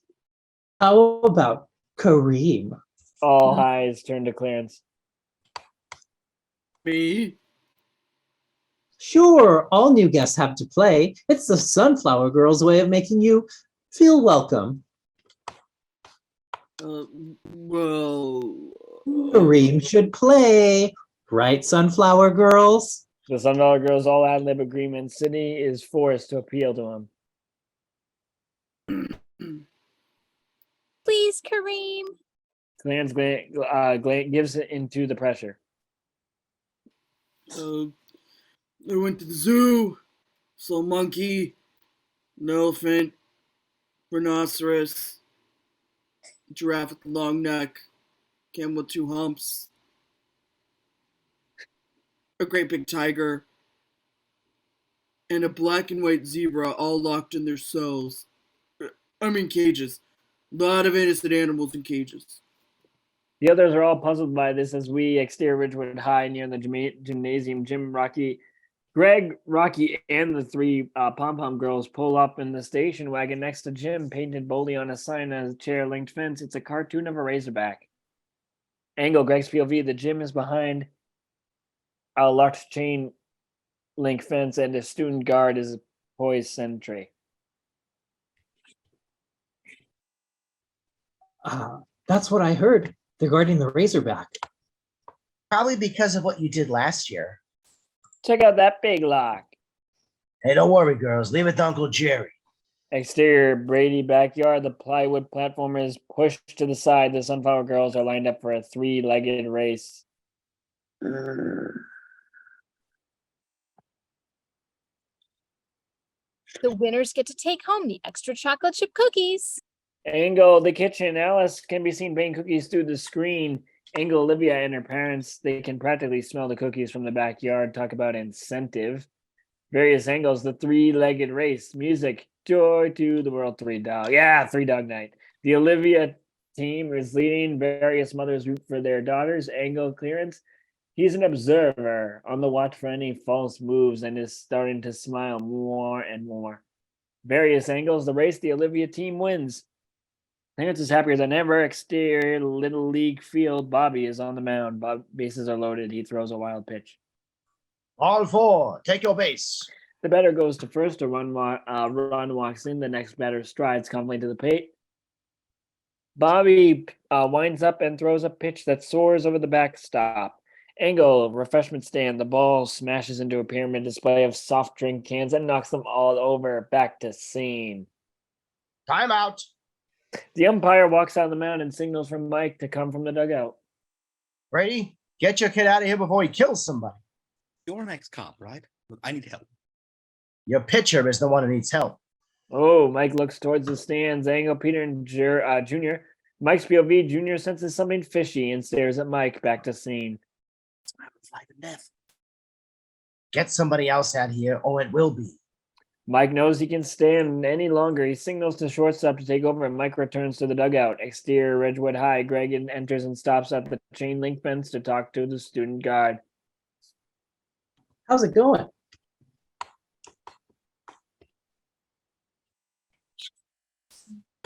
Hey, you're Greg Brady. You're the guy who stole the mascot from Coolidge. Hi. Greg sees a padlock and fiddles with it. Wow. You're making sure nobody steals this mascot? That's right. I suggest you get lost right now. Angle, the cheerleaders, 3 girls swoop in and flirtatiously get close to the student god. Hiya, cutie. I'm surprised you're not on the football team instead of guarding the mascot. Okay. I know you girls. You're the cheerleaders, his team. Oh, come on, girls. We'll never get past this guy. But before they can step away, Angle, Rocky, he comes up to mascot god. Good work, son. You kids get moving. Greg and the cheerleaders exit. Angle, Rocky, and the student guard. What's your name, son? Chuck Albert? I'm proud of you, Chuck. I think you saved the Ridgewood mascot for the big game. Thanks. Get up the administration building and bring back Form 862. That's a special commendation. I want to reward you for excellent work. I'll take care of things until you get back. Immediately, the student guard steps away from the fenced area and hurries off. Angle, Greg, and the cheerleaders. Gotta tell you something about my Uncle Jerry. He's the best. None of my relatives would ever help me steal anything. Oh, but there's something more important. Yeah, we gotta get out of here. Listen. But the three girls hurry to join Rocky in the locked gate. Greg has no alternative but to follow. Back to scene. Rocky takes a hairpin from one of the cheerleaders' hair and quickly picks the padlock. They all enter the fenced area, then enter the building, interior gym. Greg and Rocky and the cheerleaders, like commando unit, approach the cage, which holds the Razorback. Greg takes a rope from his jacket pocket and opens the cage. He gingerly ties the rope around the animal's neck and brings it out of its cage. Watch out for their tusks. They charge at you and they're vicious. The cheerleaders make appropriately squeamish sounds, but happily join Greg and Rocky as they take their conquests out of the gym. Exterior, Little League, field, entrance. Mike, Peter, Bobby, and Junior are leaving. The four pass the refreshment stand where they had passed the bag lady when they entered. She puts her hand out to Mike again. How about now? Not now. They walk off. Angle bag lady. She gives the Italian up yours gesture. Exterior Brady driveway. Greg drives up with Rocky and the Razorback. The Razorback is squealing. Interior garage. Greg and Rocky enter the garage, and as Greg ties the Razorback to the leg of a workbench with the leash, Gotta hide the Razorback in the garage so my folks won't see him. exterior garage. Greg and Rocky exit and head for the backyard and the Sunflower Girls meeting. Backyard, the Sunflower Girls meeting. Girls, mother, and Clarence. Angle, Rocky, and Greg, they enter the backyard. Rocky crosses the yard and sees a basket on the barbecue. The basket is marked Sunflower Girl dues. He quickly helps himself to the money and puts it in his pocket. Angle, Jan. She sees what Rocky has done and crosses to him. Angle, Jan, and Rocky. How can you do that? That money belongs to the Sunflower Girls. So what? Money is money. Jan glares at him. Angle, Greg. He crosses to Carol. Are you okay, Greg? Everything's fine, Mom. Carol moves to rejoin her guests as Jan talks to Greg and Marcia. Angle, Sunflower Girls, and Clarence. Kareem, it was a pleasure meeting you. Some men just have a way with children. Angle, Greg, Marcia, and Jan. They've only got one gun now. I've got a plan how we can take these guys. Count me in. It's a football plan. Listen. Sorry, Greg. As Greg whispers to Marcia and Jan, cut to interior Greg living room. Carol, Cindy, and Alice are ushering the others and Sunflower Girls who are leaving. Charlotte and Doris are leading their children. Olivia is munching on a cookie. Rocky crosses to Clarence, who is also eating a cookie. I knew Olivia would win. She loves cookies. Wait a minute. There's paper in this cookie. You were supposed to wait until you got home to eat those. Olivia stares to spit out the offending cookie with the paper. Quickly, Rocky moves to take the slip of paper away from Olivia. He looks at it. Alice should have been more careful. As the girls and their mothers look at this new stranger. Hello, everybody. I'm Uncle Jerry. We had a wonderful time, Carol. And Kareem should visit more often. Thank you. None the wiser the Sunflower Girls and mothers exit. Angle, Carol, Rocky, Alice, and Cindy. Rocky opens the soggy paper. He reads it out loud. Kareem is an escaped convict. Call the police. Some fortune cookie. Angle, top of the stairs. Jan and Marcia are ready.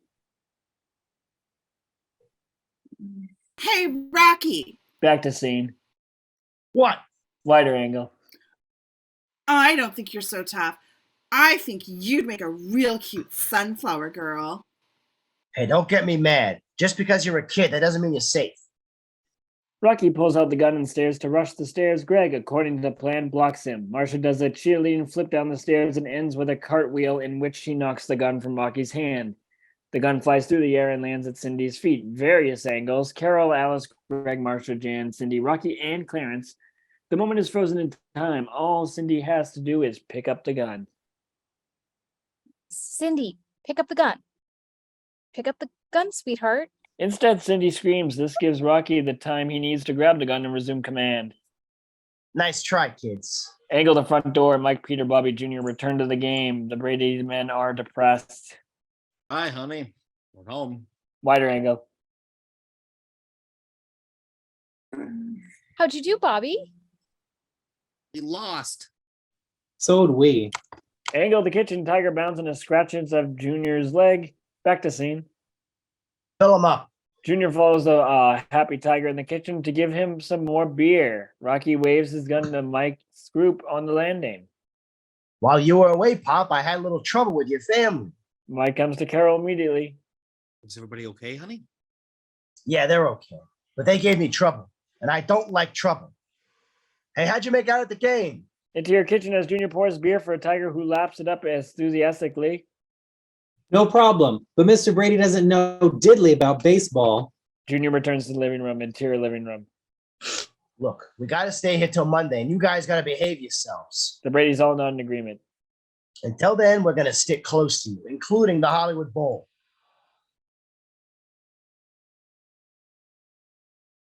You can't do that. We're going to be on stage. Everyone will see you. Get identified. I got it all worked out. Whose wig is that in the girls' bedroom?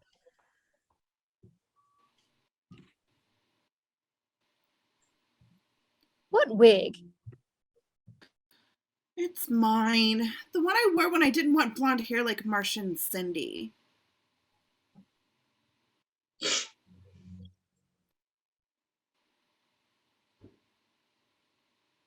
What, Marcia?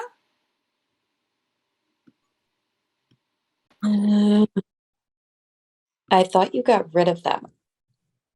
I didn't, okay? Clarence stays here with Mom. If anything goes wrong at the bowl, Clarence knows what to do. Clarence nods. Exterior Hollywood Bowl night. Incoming terrible traffic. Angle the stage. On stage is the middle of the classic area from Madame Butterfly is a distinguished elderly woman. Marjorie Lewinsky. She is very, very good. Angle the wings. The Brady kids are gathered before they go on. The kids wear the hippest 70s singing group outfits. The girls in the miniskirts. They are nervous for a lot of reasons. Rocky is with them. He wears Jan's black wig. He's wearing one of Mike's fancy sport shirts, open in a large V to reveal several gold chains around his neck. He's also wearing dark glasses. The hand with the tattoo is in his pocket, occupied by the ever-present gun. The EMCE of the event in tuxedo approaches. Ready to go on, kids? Yeah. Who are you? Tell him, Greg. Mr. Jones, this is our manager. Okay if he stays in the wings? Sure. Good luck, kids. Rocky stays in the wings where he keeps an eye on the kids. Meanwhile, the kids together, closer angle, Marsha and Greg. Have you got the new lyrics? Right.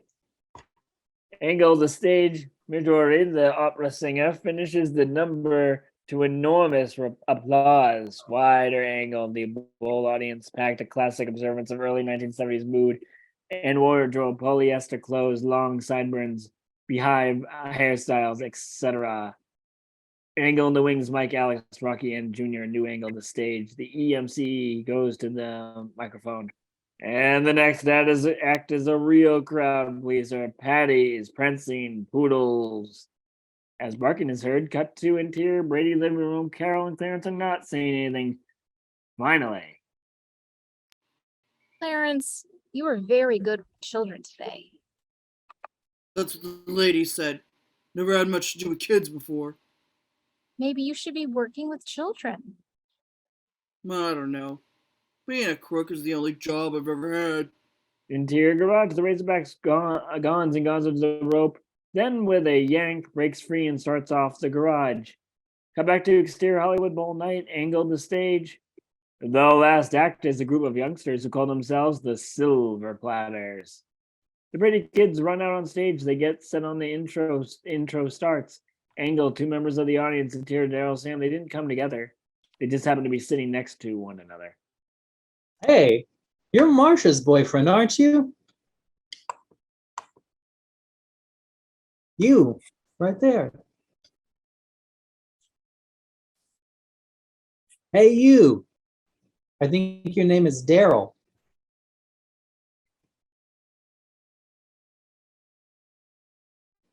I was Marcia's boyfriend. Aren't you Alice's boyfriend? I was Alice's boyfriend, but I'm just leftovers now. What are you doing here? I just came to look at Marcia. Even if I can't feel her up, I can at least look at her. Angle the stage. The silver platters start to sing various angles. Mike, Alice, Rocky, and Jr. in the wings, Sam and Daryl in the audience, the MC, etc. But close angles when Greg and Marcia distinctively change the lyrics. Good times music. Let me hear some of that Good good times time music. music That that I I love to love to hear. hear. I've got Got plenty of plenty of blues. blues and sort of bad news. Oh, I get it now. I need to find some cheer. Well, there's been some times when I've been down, more so recently. I've run clear out of fun. I'm under the gun. Can't you all see? There's no There's sense no in sense walking in walking around around with your feet stuck stuck in in the the ground. ground.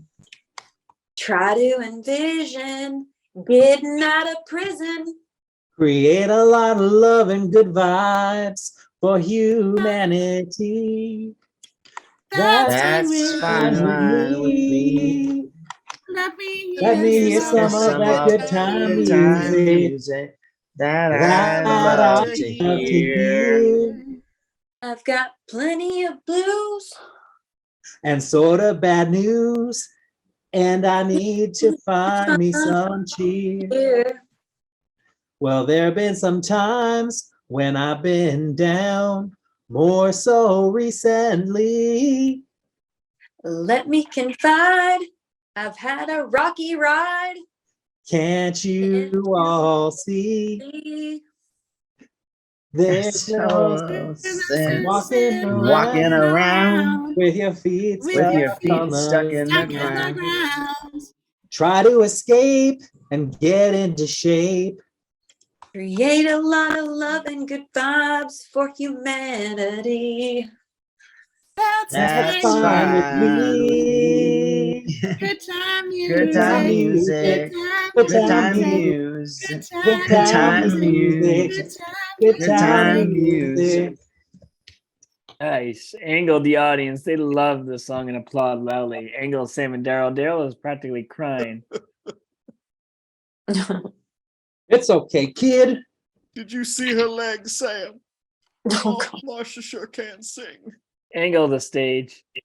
Weren't they great, folks? More applause from the audience. In a moment, we'll have the decision from the judges. Count to interior living room. Carol is showing Clarence pictures in a family album. You really want to see the family pictures?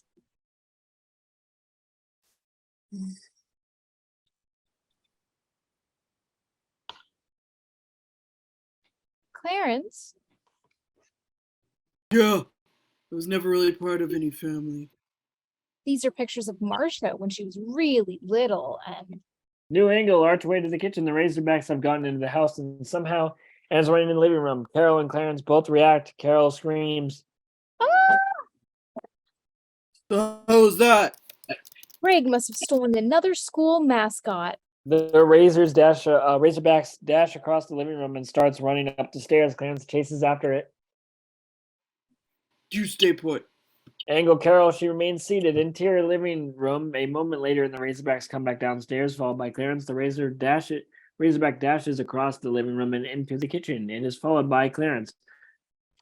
Interior kitchen. Clarence enters. The Razorback is snarling. Carl enters the kitchen and cautiously moves to a cupboard. She retrieves a bottle of Wesson oil. This stuff is good for everything. She spills it on the kitchen floor. The Razorbacks start to charge Clarence, but it's the legs to get out from under it. It slips and slides all around the kitchen. Carol gets a jump rope from the closet and tosses to Clarence. Here. Clarence tries to do just that, but he too slips and slides on the oil. Carol seizes the opportunity to try to escape. She starts towards the back door, but slips on the oil too. In the ensuing slipping and sliding on the floor, the Razorback's tusk cuts Clarence's hand. Carol sees this and is torn between escaping and helping Clarence, who is bleeding. Exterior Hollywood Bowl night.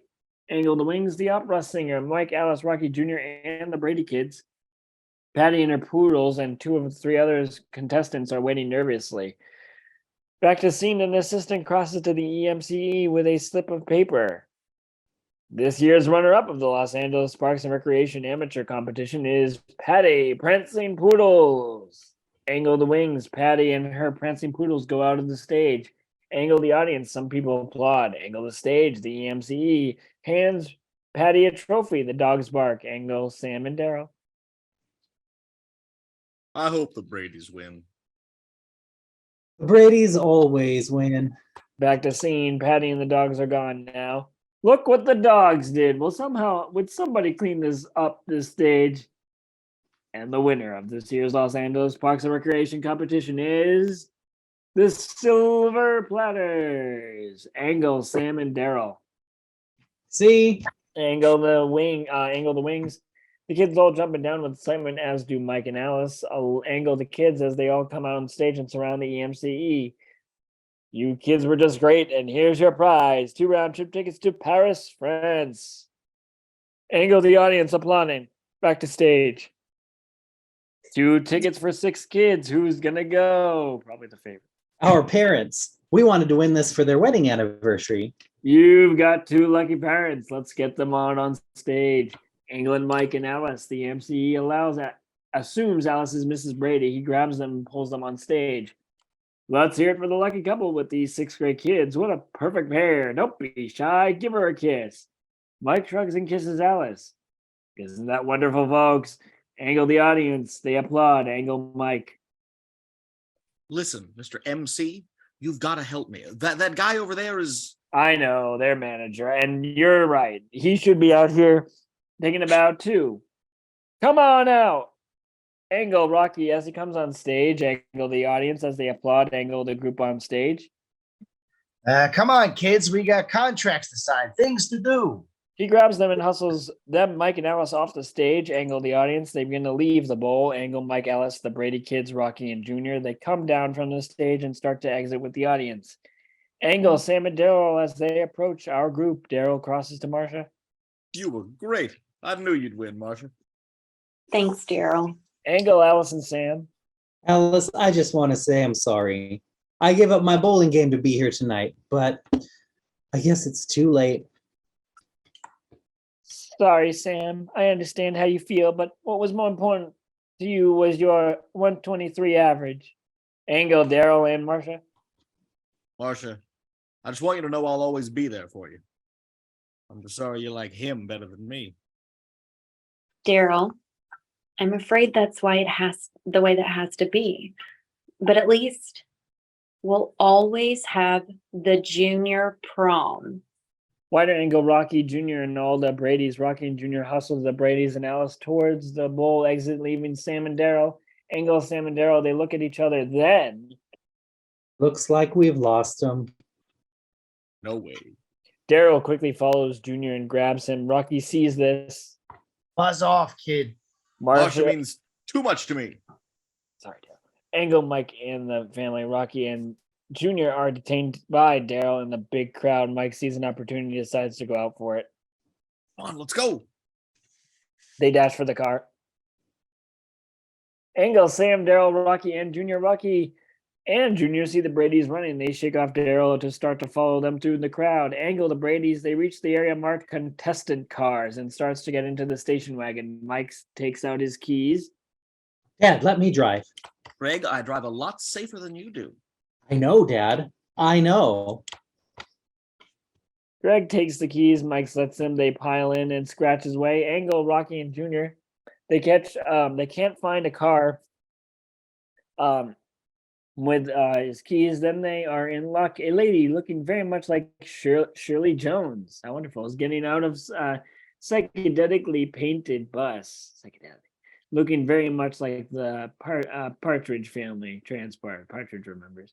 They grab her kids and knock her out on the way. Interior bus. Rocky is at the wheel, and the Junior pull out of the bowl parking lot to give chase. Cut to exterior Hollywood streets. Angles, interior, exterior, Brady station wagon.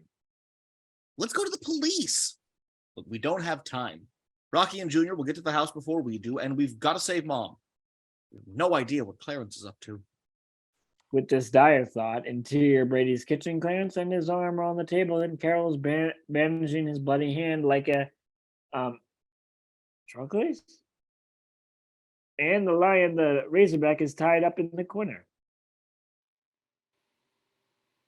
First time I ever saw a pig with tusks. Does that feel better, Clarence? Nobody's ever done that before. Bandaged your hand? No. I've had lots of bandages. Like, every time I got shot, I get a bandage. Then what did you mean? No one's ever been nice to me before. Exterior Hollywood Streets angle, interior Brady station wagon. Greg looks into the rearview mirror. Look at that.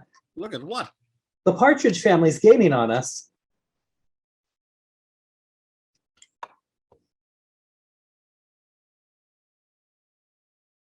Do you agree, Marcia? Sometimes I feel like I've been muted. Oh, that's not the Partridge Family. That's Rocky and Junior. That was cool. Various angles. The chase incredible for all intents and purposes. It's the Partridge Family, but bus chasing the Brady's station wagon. Angle interior Brady station wagon.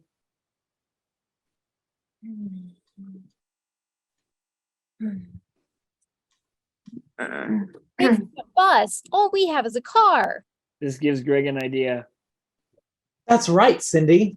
He quickly swerves into a closed car wash and breaks through the chain angle of the car wash. Greg speeds through the wash, which is big enough to allow a car, but not big enough for a bus. Rocky attempts to follow, but the bus is too wide and gets wedged in the machinery.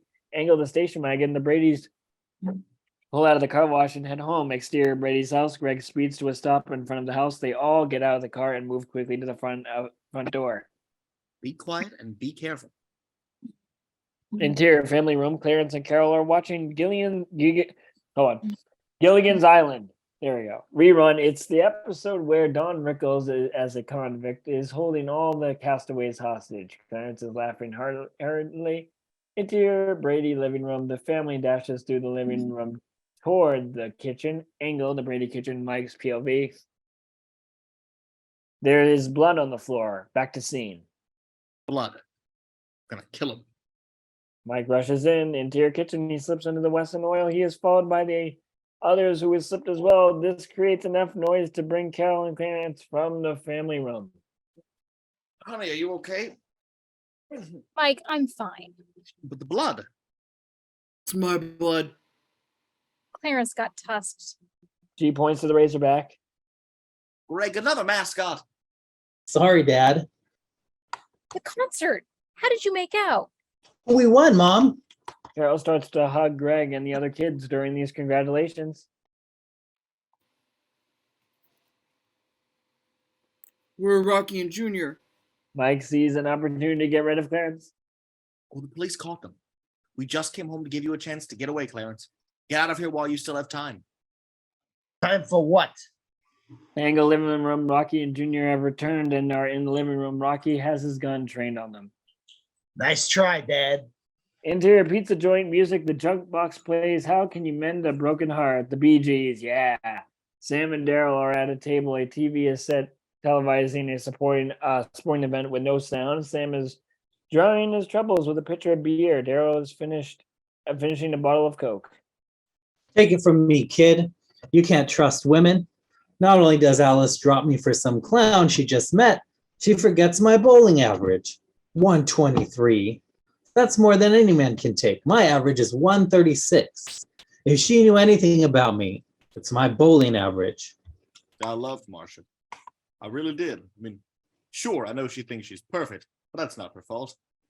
She's a Brady. He takes out his senior prom picture. Look at her. Isn't she beautiful? The theme of the senior prom was Moon River. You'd think she'd remember it was the senior prom, but not the junior prom. As Daryl is lost in the thought, Sam looks over Daryl's shoulder and sees the TV screen. It's all because of him. Who? Him! That guy I saw her with.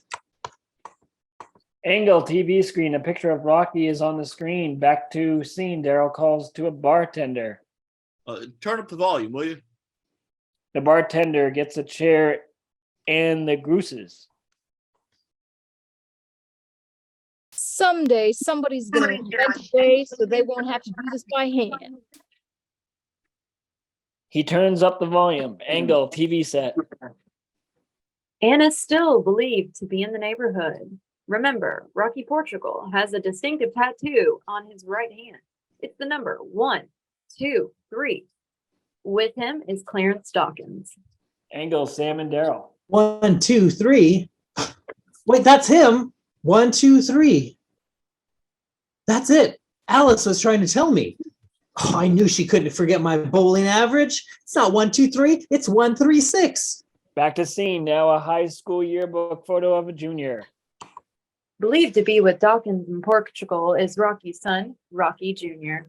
If you see either of these men, please contact the police immediately. Junior? That's it. Marcia knew it was the senior prom. She was trying to tell me about Junior. Daryl and Sam look at each other and then spring to their feet and run toward the door. Sam throws a bill at the bartender as they disappear through the door. Cut to exterior Brady house, interior attic. Rocky Jr. and Clarence are putting all the Bradys and Alice in the attic, a place filled with various articles from various Brady episodes. You people just keep making it worse for yourselves. Now we have to leave you up here in the attic till Monday.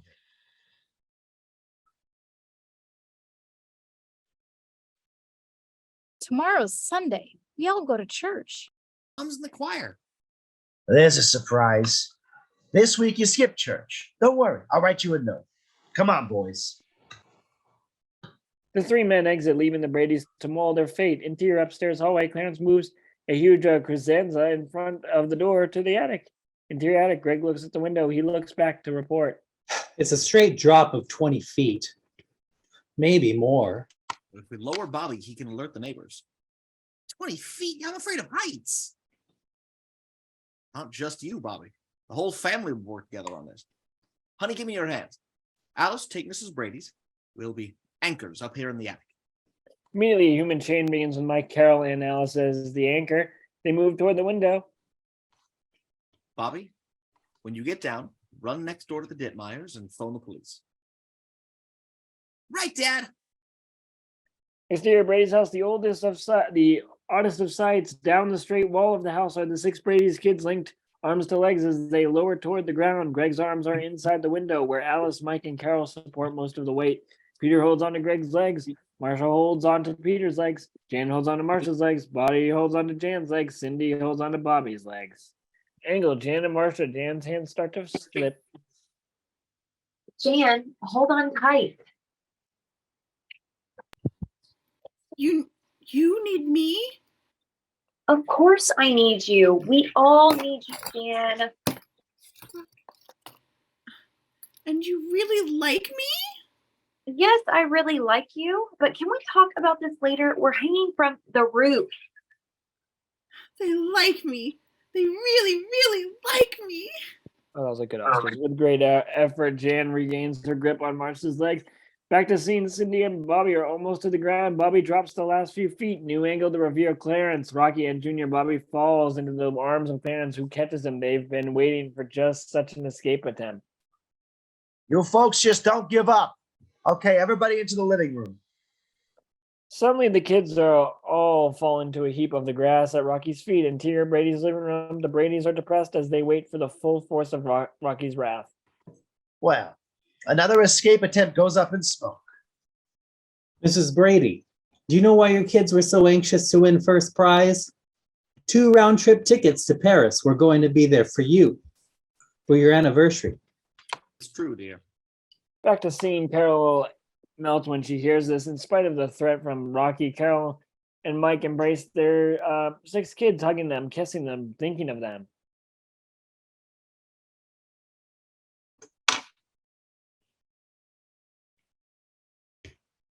That's something. Rocky sees Clarence, who is clearly moved by the sense of family. Clarence, you're not getting soft on me, are you? Can't help it. They're Brady's. I'm getting sick to my stomach. Dad, why don't you and Clarence give yourselves up? Are you both nuts or something? On Monday, I waltz into the bank with Brady and waltz out with his dough. We get a car and run our way. You'll be caught, Dad. I don't want to see you caught and put back in prison. You're my dad. I care about you the same way the Bradys care about each other. Junior embraces Rocky. Clarence embraces both of them. Junior pulls out the map he drew. That's the only reason I drew this map, to break you out in the first place, so we could be together. Mike looks at the map that Junior is waving. You drew this map. Yeah. Why? Mike examines it more closely. By hand. Yeah. It was perfect, too. Junior's not much of a crook, but he sure can make a map. This has all the specs of the air conditioning ducts, the water mains, and electric cables. This shows a real understanding of architecture. It does? Some schooling and then training. I think Junior has the makings of a real architect. My kid? Yes. Steer Brady's house, various angled music theme from Shaft. SWAT theme, police arrive and advance on the house with weapons drawn with the lieutenant are Sam and Daryl. You think they're inside? Right. That guy's inside with my Alice. You got to do something, Lieutenant. Is there a back way? Yeah, but Mr. Brady locks all the doors.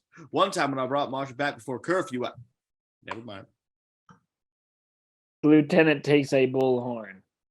Rocky, this is Lieutenant Whitfield. We know you and Clarence and Junior are in there. Interior Brady living room, all hear the bullhorn freeze. Rocky goes to the window and breaks the glass. We're not coming out. Steer Brady house, interior Brady living room. I can't hear you, Rocky. I said we're not coming out. What? Bobby volunteers. I've got a bullhorn. Get it. Bobby runs upstairs. Send out the Bradys and you won't get hurt. What about Alice? How come nobody thinks about Alice? The place is surrounded, Rocky. You haven't got a chance. Tell him just to send out Marsha. Bobby returns with a toy bullhorn and gives it to Rocky. No way you're taking me alive. We didn't break out of prison to go back, right, Clarence?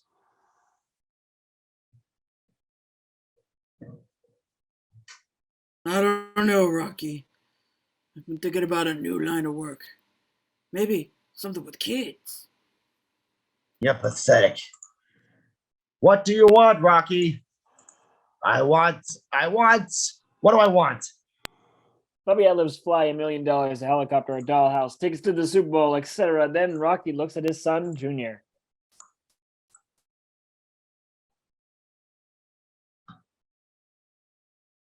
What do you really want, Rocky? Were you serious about Junior having what it takes to be an architect? Absolutely. And you'd help him? Any way I could. Before Rocky can turn back to make a request, tear gas canisters fly through the window into the kitchen. The gas flows into the living room and forces the Brady's, Rocky, Junior, and Clarence to cry as they continue. Clouds of tear gas continue to fill the room. They're all in tears as they continue. Junior, you know I only want what's best for you. I'm sorry, Dad. I did turn out to be a good crook. Ango, Marshall, and Dad in tears from the tear gas.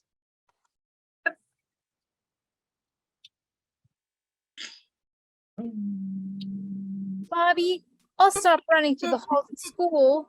I'll stop turning you into the principal. Wait, what? What? Wait, Jan? I think we skipped a bit. Yes, I think we did. Yeah. Jan? I promise not to be so jealous of you, Marsha. I'll try to be more considerate. Ango, Greg, and Peter in tears. Peter, I promise to let you sing the solo part sometime. And I promise to stop eavesdropping when you're talking to girls. Ango, Cindy, and Bobby sobbing from the tear gas.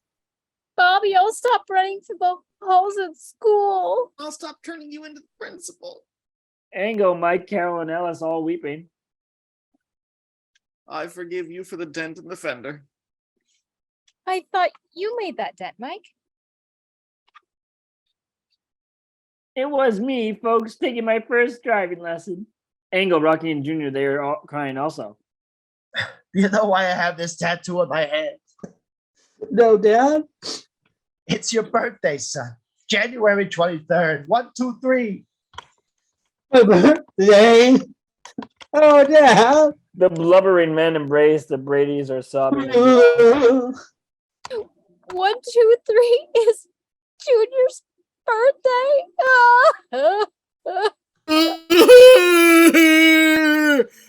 I wasn't celebrating. He never even told me. Come on out, Rocky. Rocky goes to the window of the sky. A helicopter has now joined the police team and shines a light down the proceedings into your Brady living room. I'll come out first, but I need to know you'll let my kid off. He had nothing to do with this. He broke you out, Rocky. I can't promise anything. Mike crosses to Rocky. Rocky, police can't honor that kind of deal. Nicholas Despero once said, "Honor is like an island, rugged and without a beach. Once we have left it, we can never return." Angle, Peter, and Junior. Gee, your old man knows what everybody said about everything. But personally, I think he makes up most of that stuff. Various angles, all the people from the various Brady activities are gathered outside the Brady's house to see what's happening. Cheerleaders, teachers, cops, coaches, sunflower girls, and mothers, even the bag lady. Angle. The front door. Rocky and Clarence cross to the front door. Junior quickly joins him there. Okay, I'm coming out. Be careful. They might plug you, Dad. Everybody has to die sometime. The lieutenant signals to his men to aim the front door. The door opens and Rocky cleverly pushes Mike outside. The police open fire and wound Mike in the arm. That's Mr. Brady. Hold your fire. The police stop shooting. They run and surround the wounded Mike. Carol comforts her husband. Rocky and Clarence step out. They are immediately grabbed and taken into custody. And intercut exterior Brady's house. The family and Alice step out as Junior is taken into custody as well. Read them their rights. The bag lady approaches Carol. Angle, bag lady, and Carol. Your husband is the bravest man I ever saw. Of course, he's a Brady. Angle, Tiger, and the Razorback both belch and they drink as Tiger beer-filled bowl. Angle, Bobby, and Jan. Poor Junior. He'll do 3 years easy. That's perfect. In 3 years, I won't have braces. I'll be wearing contact lenses. I might even have boobs. She brushes her hair back and exaggerated Marcia's motion. Wider on the front of the Brady's house. As the excitement continues with the Bradys, the friends, and the neighbors. Camera pulls back away as fade out. Then Oh my god. I had to get rid of Wildly that. different. Wow. That is not the Brady Bunch movie we all knew. Yeah. If you're still with us, thanks for watching this interesting piece of something. Anyway. Bye. Good night. Piece of